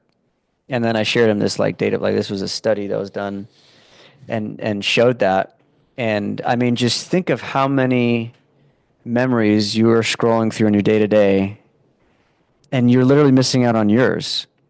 Like you're missing out on yours. And what I love about what we're doing is like we're really helping people save their time, get their time back. Yeah. Right? Your average 18-year-old right now is on pace with a 90-year lifespan. If you break your life down into months, 334 months are your free time. That's about what it comes down to. That's where you create a legacy, you start a business, you like fall in love, you do things you like, whatever. Those 334 months, a third of your life is asleep. Certain amount of months are cleaning. Certain amount of months are going to be in the bathroom. Uh, you know, right now, those 334 months, 93% of that time is going to be for them is going to be spent on the screen, which is 27 years of your life. So exactly to Ryan's point, he's not kidding. If you at 90 years old, if you're an 18-year-old right now listening, and you stay on the pace that you're at, when you're 90, if you were to watch back your life and look back at your life, 27 years is going to be this. Gonna be this. We put up this little like 2.5 inch by what is this? This is probably 6.5 inches. Yeah. Yeah, we put up a 2.5 inch by 6.5 inch wall between us and real life. Yeah. Oh, Dude, that's so cool though that he shared that. So that's the thing. People are waking up, and my hope is that people that go through our program, like we're very soon going to have our offer ready, which is really a lot of the data that I just kind of shared here, but in a course. Because again, we're helping people use technology intentionally, right? Like I use a computer every day for work. The funny thing is, I'm trying to hack the system that I'm in because I'm sitting all day at a screen helping people get off of their screens. It's a really weird dichotomy. Now we have a website, which I think is a good use of technology. I think podcasts can be a great use of technology. I understand the problem that's everyone is stuck in with all social media platforms. So again, I don't blame anyone for feeling that they quote need it. But you have to understand the risks. Like here's what's crazy. No one gave me my iPhone and gave me a sheet that showed me all the possible negative outcomes. I had no informed consent with any drug, with anything ever that we do that actually has possible negative outcomes. You have to consent if you to want to drive a this. car, you actually have to take a course that says these are all the ways in which you can kill yourself or other people. Totally. No one's giving that with the phone and with media and with pornography and with gaming and with social media. Like, again, texting, I just hear stories. Obviously, this is what I do for a living, so I hear stories all over the country. I've had moms come up to me that they had a dumbified phone for their 13-year-old girl, no access to the internet, no nothing, just group text, like literally ruined their life because it was gossip, it was sexual imagery sent. I mean, you name it, right? So it's a very different conversation for each generation. Like my dad, who's 66, is addicted to Facebook. And it's like it's because the mechanisms are exploiting humans. It's not just teens, right? So these psychological tactics again are applicable to every human being on the planet. Yep. But I think when people go through Humanality, go through a program, we go through all these fun challenges and detox protocols and like phone-free meals and go on a hike without your phone and go learn to cook a new recipe and learn a new hobby. Like we kind of walk you through how to detox and then start to like re-engage reality. But I think as we kind of blow up, like I'm so excited to hear in 20 years like the books that people write or the business ideas that people come up with or the plays that people write or the new invention or the physicians and lawyers that come out of this. Like I am so excited to see what happens when people get their time back. And right now in America, the number one thing young people want to be is an influencer. And in China, it's an astronaut. So our value systems right now are so twisted. Now I get if someone really feels like they want to go on the internet and help someone in some certain space, I want to affirm that desire. I think your service and whatever service or good that you're wanting to give to the world will be best facilitated in person. Yeah. But so yeah, we're like really early in this movement, and obviously what we're unpacking, is like immense. And a massive problem that we literally just like maybe scratched the surface of in this conversation, not even scratched the surface of. But I'm very hopeful in the sense of I do see people kind of rebelling, and we kind of want to be that kind of movement that facilitates that, and also helps people get healthy. And because along with that, again, just some basic light science. Our first episode is called Be Light. And blue light from our screens is suppressing melatonin, which is the prime antioxidant actually of the body. So if you're a biblical viewer and you believe in the scriptures, I think this is hilarious, but it's just what's happening. In like the beginning where God separates the light from the dark, we have now not followed according to that plan, right? So like literally we are diurnal creatures. We need light and dark cycles. So now we live in what's called twilight daytime and we live in daytime nighttime. So like these lights, our evenings are filled with fluorescent lighting. And this is actually suppressing melatonin up to 80%. So sleep is so important on so many different levels. And you're scrolling yourself to sleep, blue light hitting the eyeballs, hits the cornea, hits the suprachiasmatic nucleus, which is in the hypothalamus, which is our main master clock, which again, like this clock, the light input literally runs everything in your body, your hormones, your metabolism. Um, and every night our bodies are being told it's daytime. So just like a very basic fundamental thing, right? 1887, Thomas Edison, the light bulbs comes out.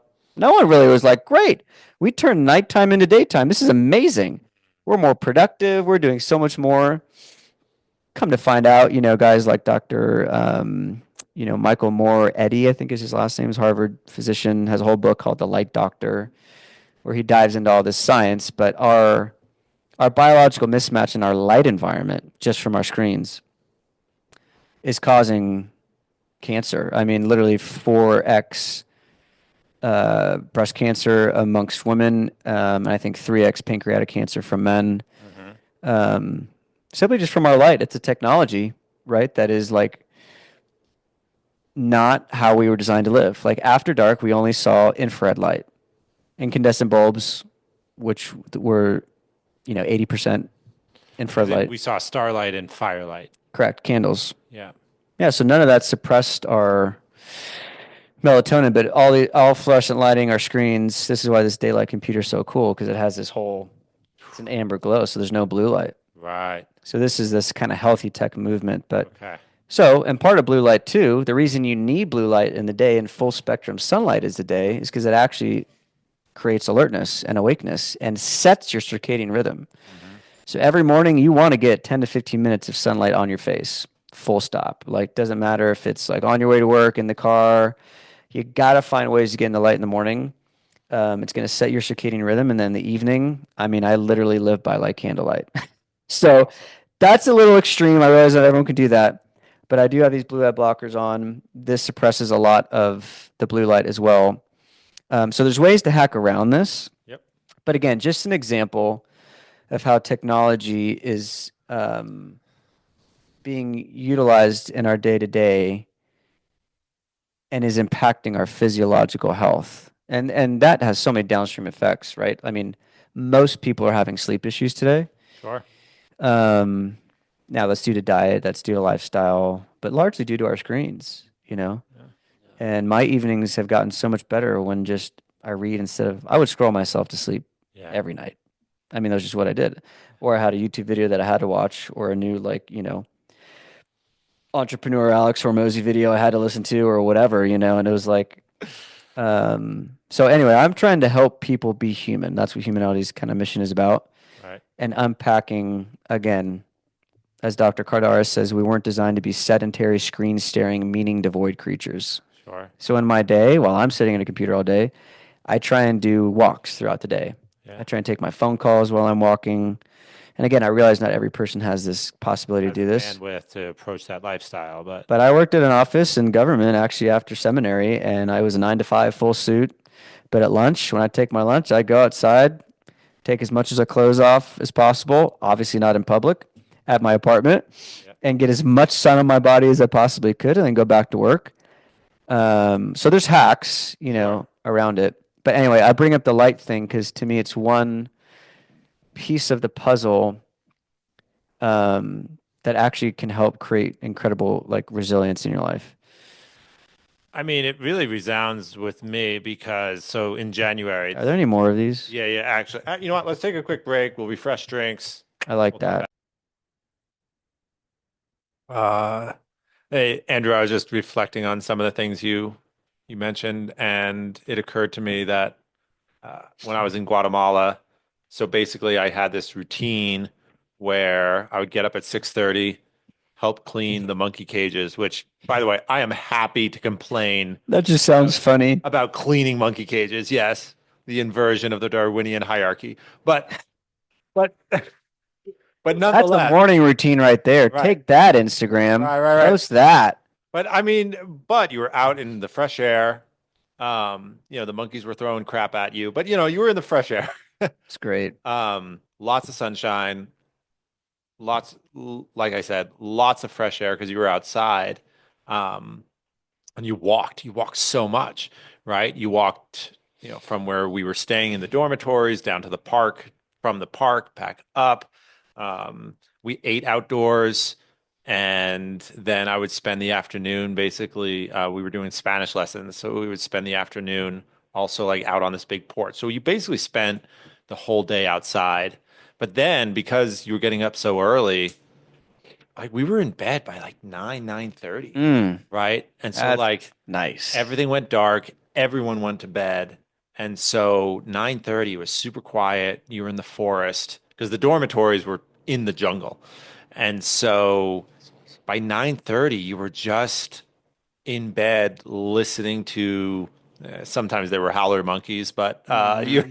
you were listening to like the nightlife of the jungle, right? The birds settling down, nature becoming quiet. And I remember walking up from the from where we were working back to the dormitories, and I just remember thinking, "Oh my gosh, I feel great. Everything feels good. Like my body feels good, my Yeah, brain feels good, I feel alert, I feel attentive." And I thought to myself, why can't I live like this every day? totally. Yeah, I mean, that's to me, your like circadian biology was in line. There's a reason when you go camping. I mean, some physicians prescribe this to go camping, like Stillman would, to get your circadian rhythm back locked in. There's a reason why in the evening during a campfire, it's like you get tired at like 8. This is again what our biology is yearning for, and obviously the inputs now that we're being given with super stimulating screens, which again, it's like these are cortisol increasing experiences. Usually when you're scrolling, right? There's extremification, very inflamed conversation. You're going to look at every YouTube video maybe now, a little differently, but you'll notice like even the level of the saturation with the red colors with black backdrop and then a face of like, it's like it's all designed to get us to click it, right? And it's using emotional manipulation to do that.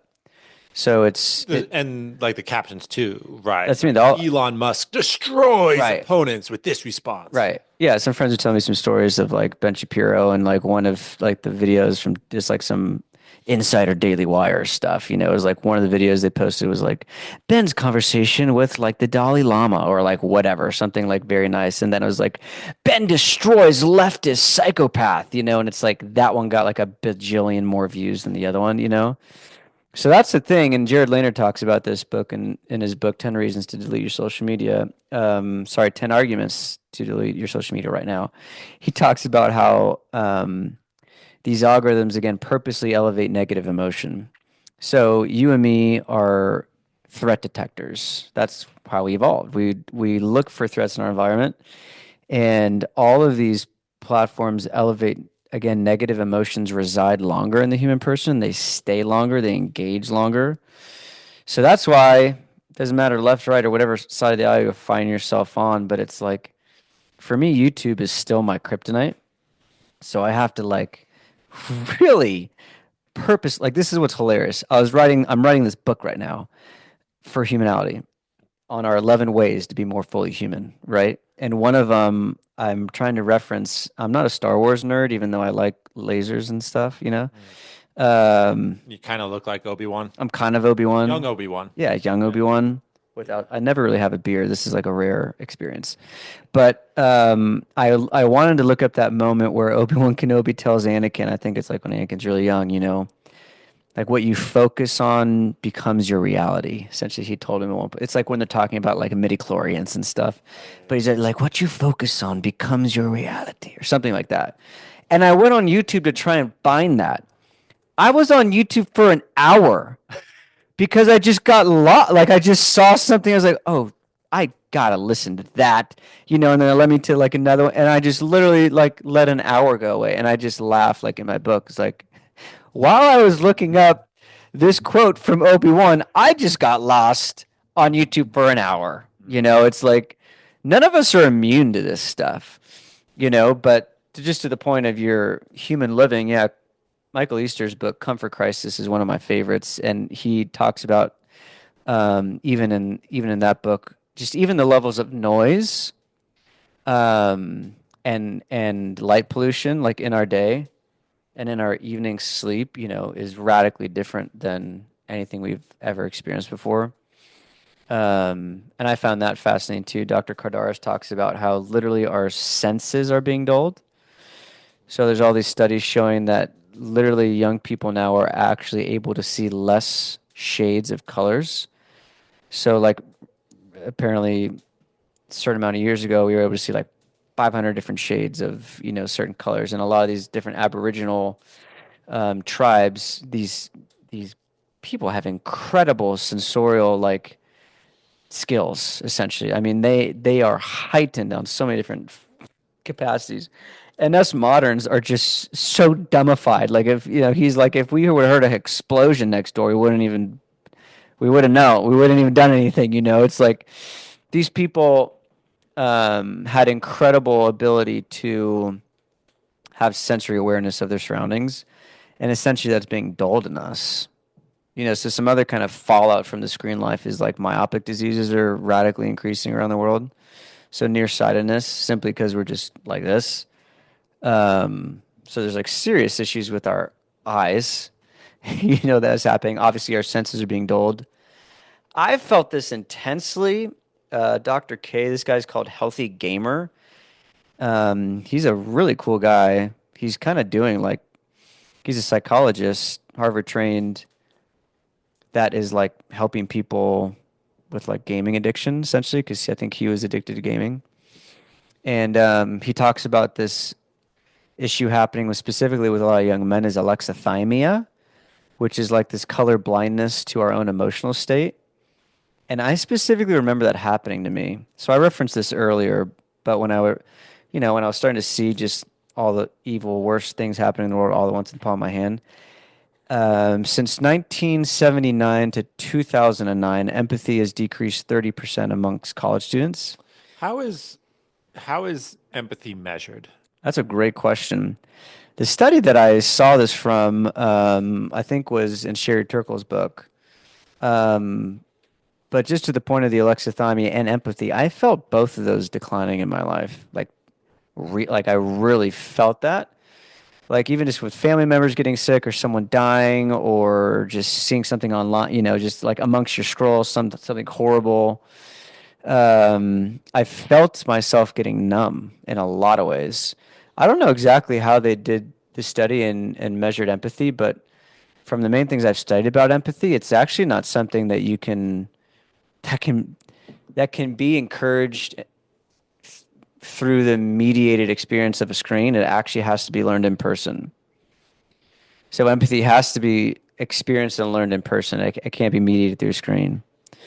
So like to me, there's real and empathy's incredibly powerful and like important in human flourishing relationships. So a lot of narcissism and a lot of these borderline personality disorders, literally TikTok's Tourette's syndrome. So this is like a social contagion where like literally physicians documented this. Dr. Cardaris did, many others, of Tourette's being literally passed via the medium of TikTok to other people who don't have Tourette's, but were displaying symptoms of Tourette's. So there's literally psychological disorders being passed through these technologies. Now, to what degree, again, some of this is like not super clear, but he talks about dichotomous thinking and what's called spectrum thinking. It's like our media platforms are set up to create very binary black and white. There's no nuance. We have like the only reason we're having this conversation is like this has been an incredibly long, nuanced conversation. If you're on X or just any other of your quick dopamine hit, TikTok, whatever, you are training your brain to think in a dichotomous black-white manner. There's no what he calls spectrum thinking, which is the capacity to think in nuanced ways. So, I mean, anyway, there's just more and more depths as you begin to unpack this, what's happening to the human person. But to your point, I do think the huge portion of this um, is how technology is physically affecting our day to day. So actually, there's a therapy now called caveman therapy, which I think is hilarious. So it's like an omega-3 rich diet, movement, 8 hours of sleep, and light exposure every day. And like again, just that package is like literally therapeutic to the human modern person that again is eating ultra processed food, that's sitting all day, that's in toxic algorithms and getting very little social interaction. So I think caveman therapy is hilarious name, Really but funny. it's actually like it's crazy that we're having to prescribe people to just be human, you know? That's a really good point. Right. My prescription for you is to rewind Right. 3,000 years. Yeah, that's what's interesting. It's like I'm still driving in cars, I'm getting on planes, I use a washing machine. These are technologies. I like my Instapot. That's like an incredible technology. But I've mostly removed myself from a lot of these other technologies. Mm. And then even the good technologies like a car, like I have to kind of hack my way around my day because it is so inhuman, you know. Um, your average Yeah. American's getting 3,500 steps a day, just 7,000 steps a day, like decreases like type 2 diabetes, obesity, all these different chronic illnesses, you know, just 7,000 steps a day, which is funny. Like, when did we ever need to count steps?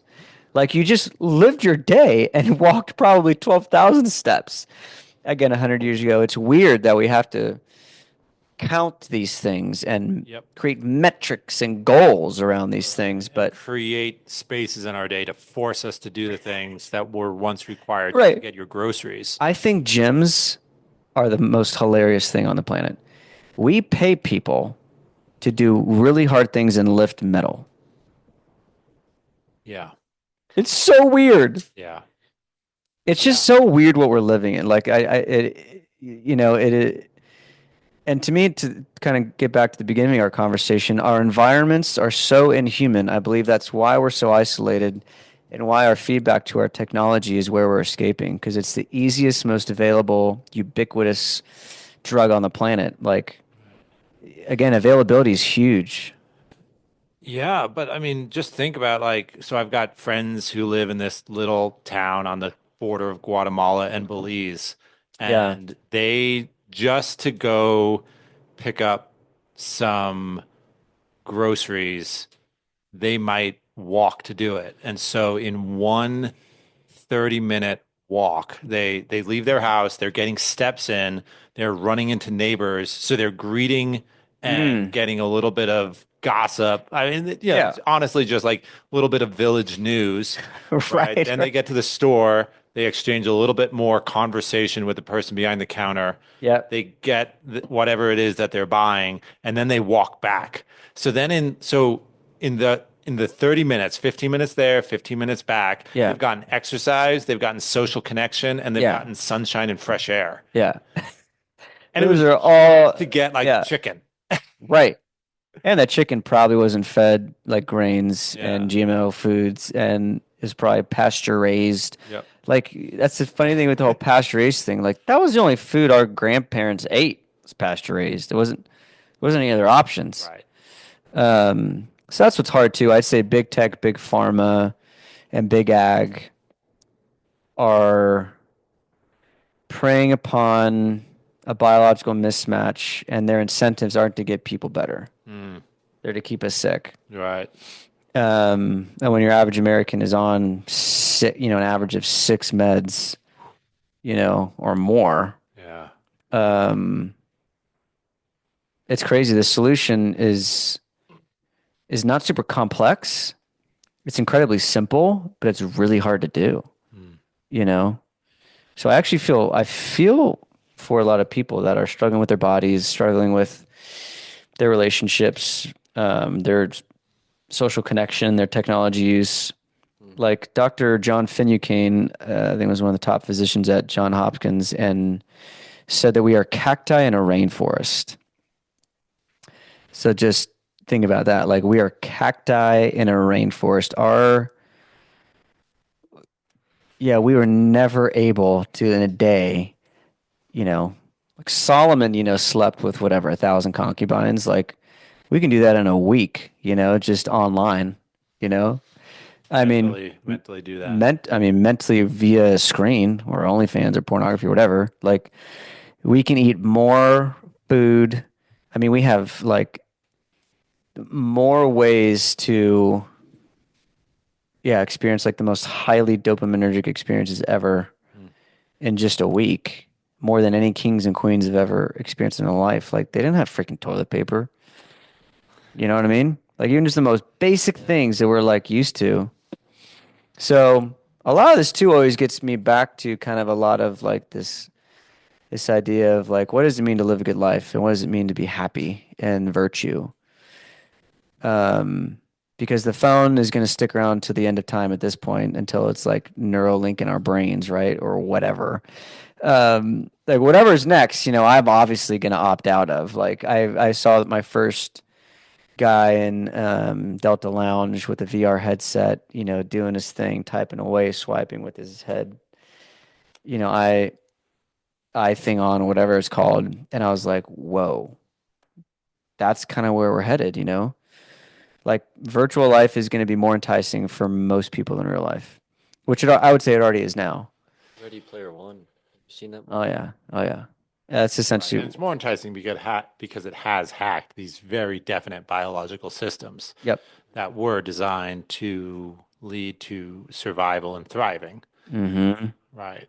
And now they're just pressing those levers, just like those rats in the Skinner Yeah. cages. It's like we are literally in Skinner cages. I mean, it's Of our own design, of our own our own design. election. Yeah. Cardaris calls them like our own honey-coated digital cages. Like we love our oppressors. Like we l- we love this stuff. I mean, it's fascinating. I love people watching. And I realized that Instagram and my Facebook was kind of just another level of people watching that I never would have been able to ever experience. Yeah. But So where does humanality come in? yeah, I'd say that's where we're helping like solve the problem, right? So like we unpacked some of the problems. We're coming in to help, one, give you the information to empower you to make better decisions with your time and with your technology. And like Andy Crouch talks about in his book, am I forgetting the name of his book? He talks about putting technology in its proper place. Essentially, technology is not going to go in its proper place. You have to put it there. Technology is going to invade every part of your life if you let it. Okay. So he talks about putting it in its It's a proper voracious place. pet. It's a voracious pet. It's going to go everywhere. And you have to create those boundaries. So for me personally, obviously part of my story is I got off of smartphone, off of all social media. I went back to a smartphone, I think in 2021, because my flip phone just kept breaking. And even with my smartphone, that was just basic email texting, Weather Channel, Delta app. I was totally addicted to my Delta app and Weather Channel. Like my Delta app, the funny thing is, I've learned all this now. Like Adam Atler's book, Irresistible, goes through like, these ways in gaming that they keep you engaged, which is like cliffhangers and progress and, different levels of difficulty. Literally on your Delta app, there's like progress, badges, point systems. I mean, it's genius. The Delta app is literally designed to addict you, and it totally addicted me. So anyway, even on my It's flying. addicted Right? to flying, Wow, look at the price between Memphis and Miami. dude, I I literally, have no intention of flying between Memphis and Miami, but look at the price. I would honestly do that. I turned into like an aviation nerd. I was terrified of flying for years. I thought I was gonna like literally die every flight. And then I started watching YouTube pilots fly planes, and I think aviation is honestly like the coolest thing ever. It's also like destroying your health at the same time. Issues? Yeah, just like I think pilots do have like just hire any night shift workers, whether nurses, physicians, pilots. Again, you're just going against your biology and your circadian rhythm, but we just weren't designed to jump those time zones that often. So Yeah. they do have higher propensity for a whole plethora of diseases, but aviation's really cool. Anyway, I went from a smartphone back to the light phone because to me, a smartphone, even itself, was just too much for me. So, first, we help people with their device. A lot of students are choosing to get rid of their smartphones and go to flip phones or light phones. Like they grew up getting this stuff at 10 years old and it ruined their lives and they're looking to opt out, you know? So if that's not for you and you want to keep the smartphone, we help you with the tool. We help you understand like what's happening, and then we give you a community of people that are doing this together, which is our bread and butter. So it's an in-person experience, and then you take on all these fun challenges. So students are going on phone-free hikes. They're doing phone-free barbecue events. They're taking on, phone-free meals or grayscale or just taking all the apps off their phone, putting it on your laptop so you create some friction and the ease is taken away. So we really walk you through like the full kind of detox, you know, protocol experience. And this is something that people have to attend a retreat of some kind. So I kind of call us like the digital AA. So you have a monthly meeting, you get together, you watch uh, some of our curriculum that we've compiled. Okay. And again, this is like top experts I've recorded around the country. Psychologists, physicians, MDs, PhDs, psychologists, moms, dads, whatever. So you go through an episode on one of the 11 humanality ways to be more human. Again, this is like be light. I go into all the light science and screen science. Be moving, be outside, be present, be mindful. Each humanality way is the antidote to a problem that technology is creating in our lives. So they go through an episode and then they take on these personal challenges, what we call real life victories, and then community adventures. So we have these water bottles that you get a sticker every time you complete your phone a friend sticker, which is like, so most teens like aren't, or college kids like aren't calling anybody. It's mostly text. So one of the challenges is to call a friend, like physically like call somebody, or go learn how to cook a new recipe or circadian sticker, watch the sunrise in the morning and live by candlelight in the evening. There's a whole slew of things that I know the science behind all of them. I know your health's going to improve, your happiness is going to improve, your sleep's going to improve, your relationships, your attention spans. Students are sharing, they're getting better grades in school, their relationships are improving. Like the data is already to me amazing. I'm trying to capture and aggregate that in a clinical fashion at this point. Mm-hmm. So I can show, hey, when you go through Humanity for a year, we've already estimated if you go through Humanity Village for a year, you get 144 hours back to your life just from our kind of programming. Hours that would have been spent scrolling on Correct. something. Correct. That's a month. Well, 144 hours is like just shy of a week. but like Yeah. a month of like daytime. Yeah. Yeah, if you just remove phones from your meals 3 times a day and say you ate an hour meal a day, it's like 76 days out of the year, that you just got back. You know what I mean? So there's just little hacks that we're, creating along the way that they kind of go through this experience. And so yeah, that's really the mission is obviously to get it back to being a tool, right? Thoreau said that we have become tools of our tools. So the whole point is like, how do you get that phone back to being a tool? And again, like a tool is waiting there for you to use it. It's our technologies now, our tools now are like literally after us. It's a very different experience, Right. People would think you were weird if like you had to bring your hammer to the bathroom. Right? Like, oh shoot, I gotta poop. Okay, I'm gonna run and Dude, get that's my a hammer. good. That's a good. I'm not going to the bathroom until I have my hammer. I'm gonna use that. It's so true. Wouldn't that be weird, right? It's almost like a little kid, they always have to have their toy with them. Yeah. Our No, security. there's a psychological soothing that is happening, obviously through these digital experiences. That is kind of the whole point of what addiction is. It's a way to soothe psychological pain. So a lot of people are escaping into the digital because real life is really difficult, Wow. which I agree. I think there's better ways that we can help people cope with the difficulties in life, and So anyway, yeah, I mean, we unpack all the science, and yeah, we're about to have this be available for the world Hmm. and anyone that wants to start a village. But right now we've predominantly just started at universities. But yeah, I want to get into high schools, Why businesses. universities? Do you feel that those are the people who are most actively searching for the way they want to live their life?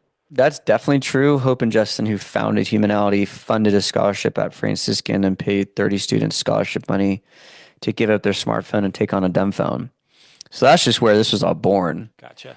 And then we're like, oh, this is bigger than just Steubenville. And then, they hired me on board, and it was combining a lot of my own passion, experience, and, desire to help people in the space.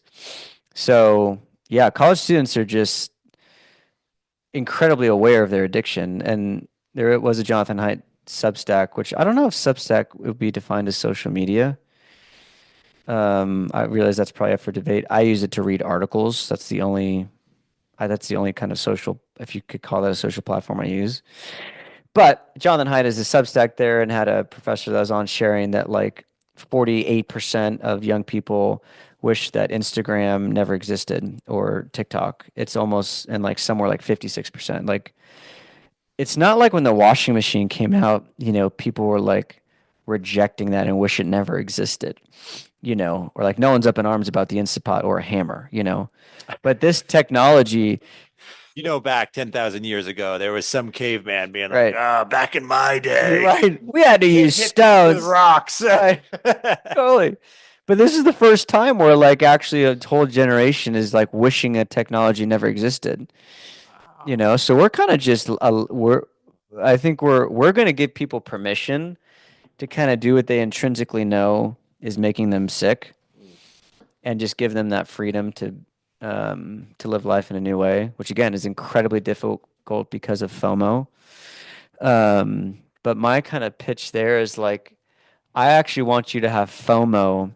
I'm going to actually increase FOMO in your life by telling you if you don't understand and know what these technologies are doing to you, you're going to miss out. Because, like we talked about earlier, your creativity is going to directly correlate to your success. Your social connection is actually going to be the greatest predictor of your longevity. Like, if you miss these key, crucial parts of living as a human person, you're actually going to miss out on a lot. So, I actually think I want to leverage actually FOMO for good in some sense. Like, I get you feel bad that you're not going to get to see all your friends and your Snapchat streaks and everything, but you're going to feel worse when you don't actually have any authentic friendships. I mean, there's a bunch of data in here I was looking at where students feel like no one knows them. Like they feel incredibly lonely. Um, so to me, we're really kind of the antidote to all that kind of technologies unraveling. And I'm also going to use technology like we're doing now in a podcast forum to help share information that can empower people to make better decisions with their time. Okay. So we go through like healthy tech tools, all the phones you could switch to. There's some good apps and software that can help decrease your screen time. But we help really with like daily ritual planning, really like creating a digital plan of life.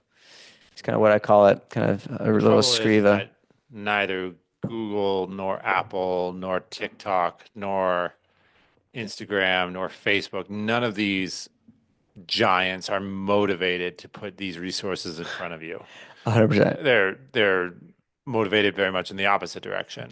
Yeah, all of their kind of digital wellness products that they've released, like Screen Time and all these other digital wellness things on Android, are incredibly ineffective. It's all PR, and they know that. Yeah, these don't. They want it to be ineffective.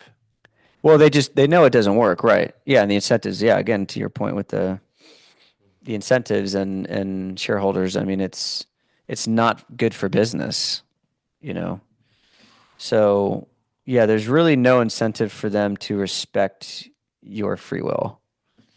And I would say that these technologies literally are infringing upon your capacity to be free.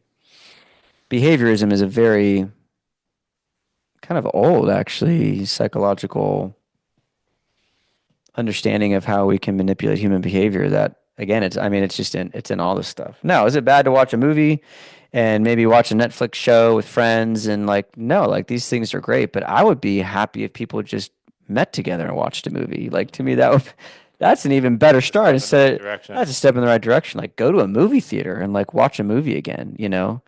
Like the when Netflix, started to introduce that new feature that it just starts to upload the next video right when you're done watching that one. Again, remember think behavior equals motivation, ability, and triggers.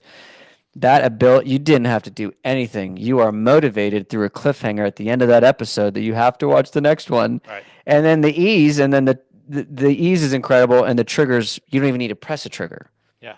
Right. Next episode up in three, The shit, it's, two, it's crazy when one. you think about it. All I have don't to do even is sit here. like that's honestly something I always. So funny you mentioned going to a theater. I have like some of my best memories with one of my good friends is going to seeing all the Marvel movies when they came out. We would just go like he and I after work because I my dad ran a garden center, so I grew up around a lot of flowers and things. So my best friend and I would just A guard? garden center. Garden. Yeah, I was so we like were guards, like you guarded people or Yeah, like a guard center. Yeah. garden. yeah. That's awesome. So, but yeah, we would go to the theater all the time, and my favorite moment was we would usually talk about the movie for like an hour afterwards. Nice. And Yeah, see, that's cool. and then I had when he was like the only friend that ever did that. Hmm. And then I have other friends that I go to movies, and right after the movie, like, bye, see ya. I was like, don't you want to talk about what you Right. just saw? Dude, that's a really cool insight. Yeah, we definitely have lost that. Netflix CEO actually said their greatest um, infringement on their profits and their greatest competition is sleep. Whoa. He's like, when you think about it, like our biggest competition is sleep. Hmm. That's messed up. Yeah, totally. Dude, a lot of this is so messed up. It's hard to read. Like I read this every day, and I'm in my just little cabin out here in Wyoming, like trying to change the world, and it just feels really slow and helpless because there's just trillions of dollars these guys are making, and like they have literally bought out every company, institution, research arm you can think of. So I realize this is going to take probably the next like 30 to 40 years of my life to help remediate this problem in a lot of people's lives. Sadly, with what has happening with AI coming out, I mean, I've already read articles of kids that are committing suicide to go be with their AI chatbots, and these chatbots are incentivizing kids to kill themselves to go be with them.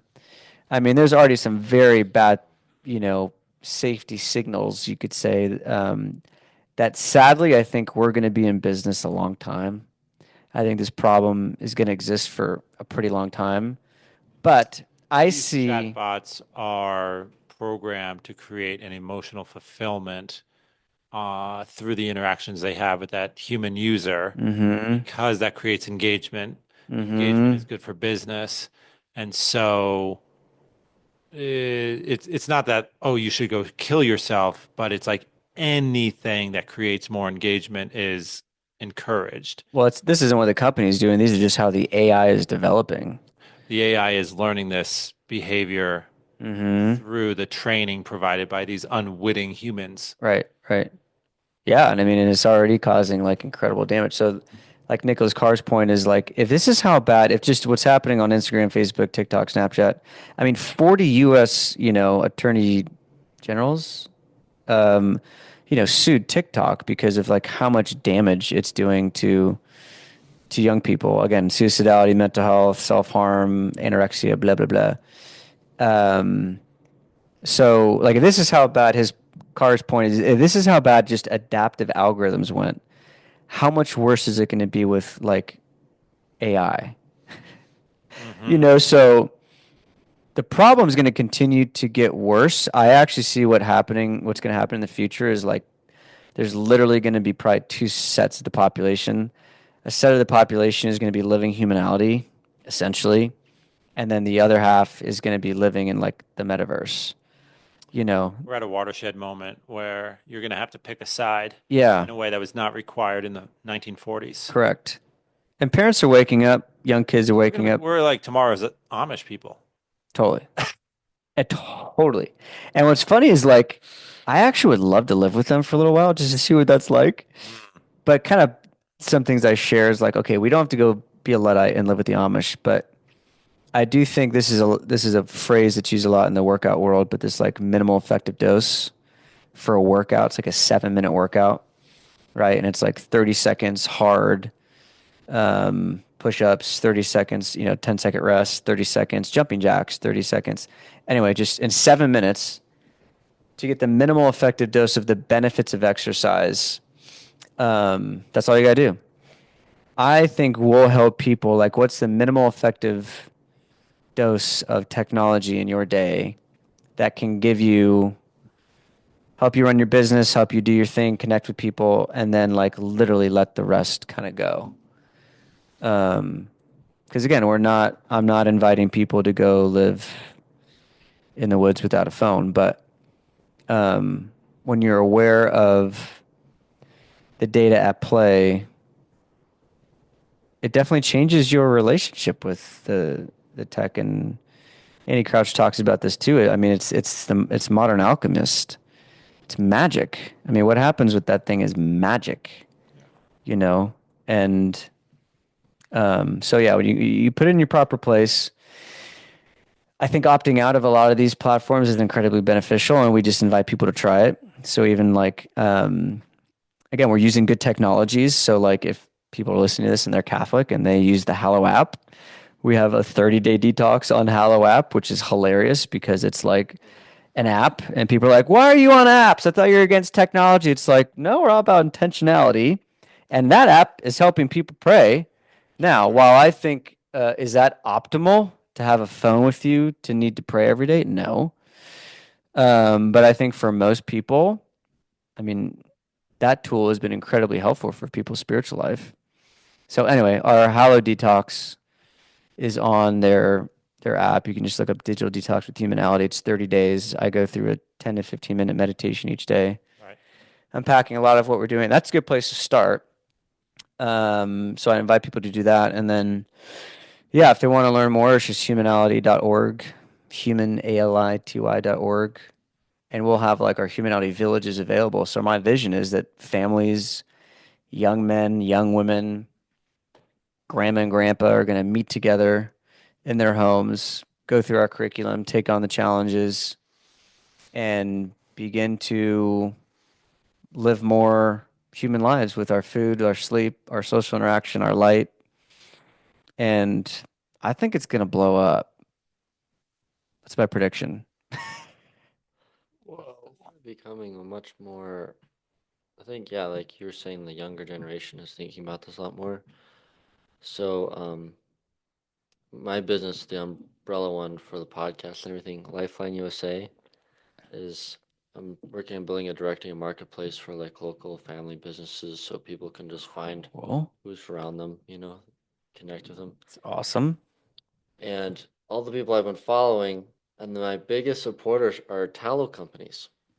Moms making tallow products are like my biggest support. Hallow? Yeah. Whoa. So tallow skincare is like the vogue thing now. Yeah, that's blowing up for sure. And the whole idea of tallow is like you go outside, you play with your kids, you have fun, you exercise, you do hard things, you read, you study it.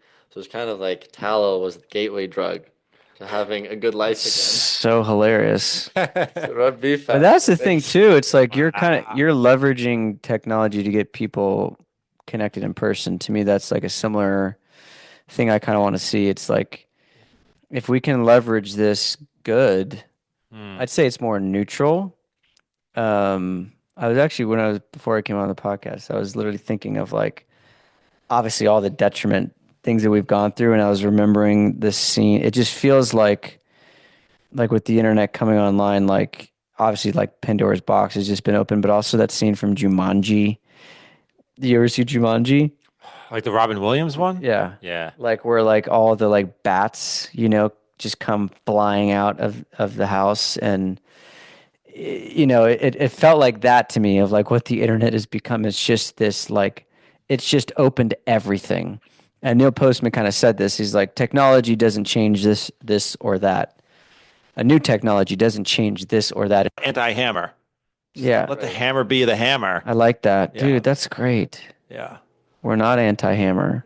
Just use the tool for what it's intended to. Right. But that's what's funny is like even again the tool of like texting and over communicating and like checking emails into the evening and the never ending availability.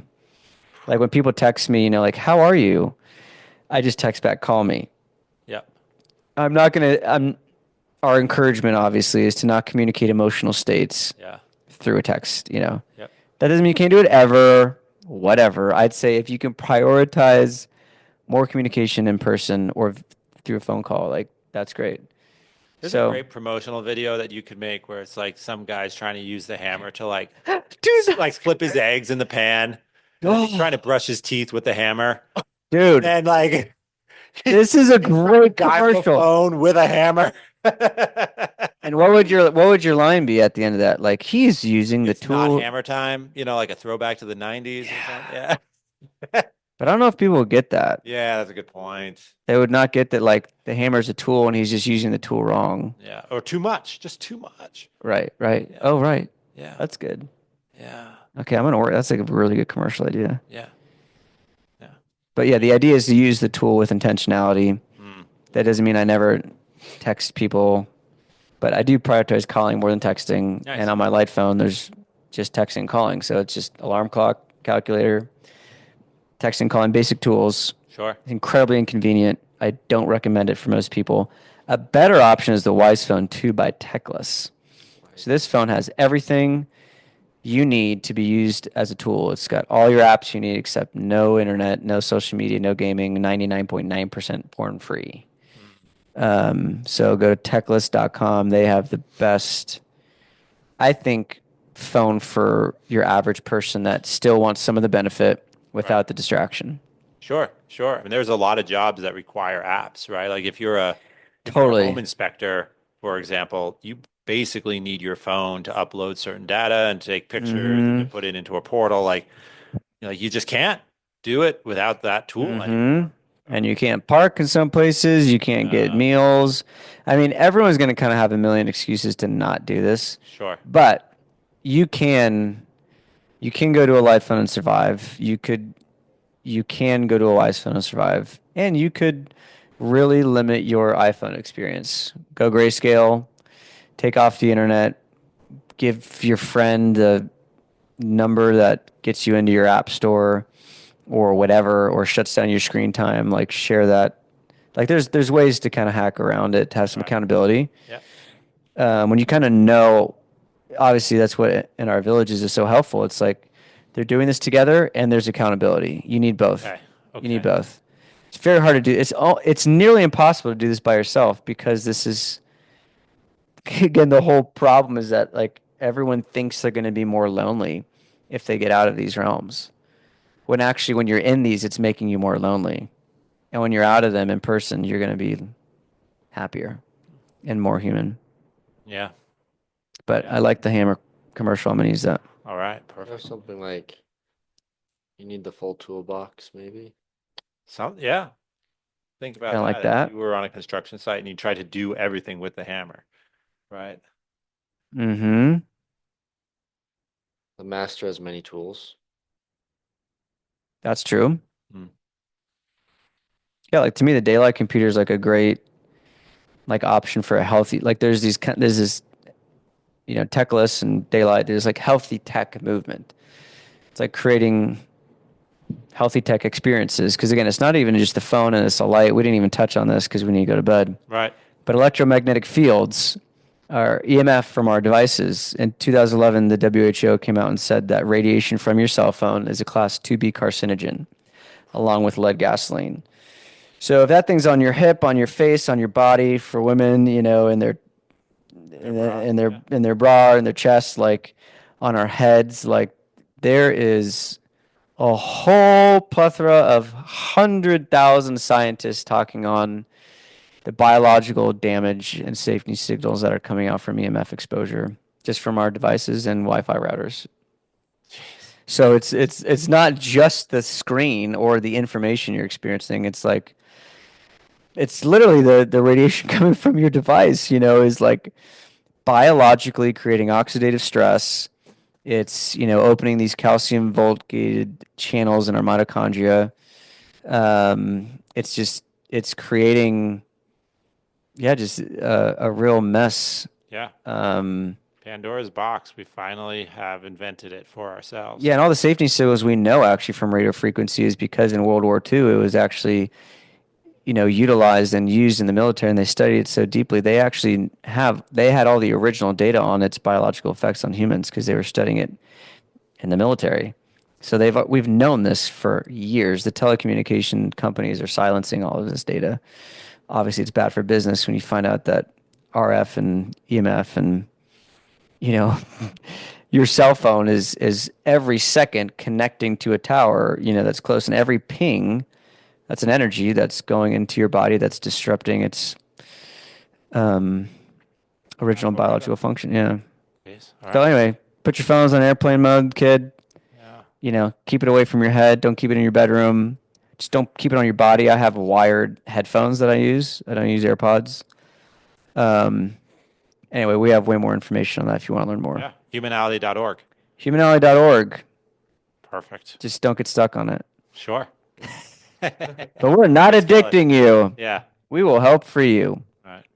Well, Andrew, thank you so much for coming and sharing your wisdom with us. It's given us a lot to think about for sure. I'm sure Tom and I will be talking about this one for a while. As you can tell, I've been sitting in my cabin thinking about these things for a really long time and not, I haven't done, I mean, I have kind of a slew of podcasts coming out, so this is good. Okay. But I appreciate you guys listening, and like, I love the insight together, and I love that, yeah, you guys are wanting to get this stuff out in the world to help people.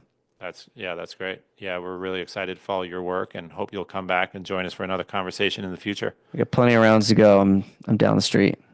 Perfect. All right. Thank you, sir.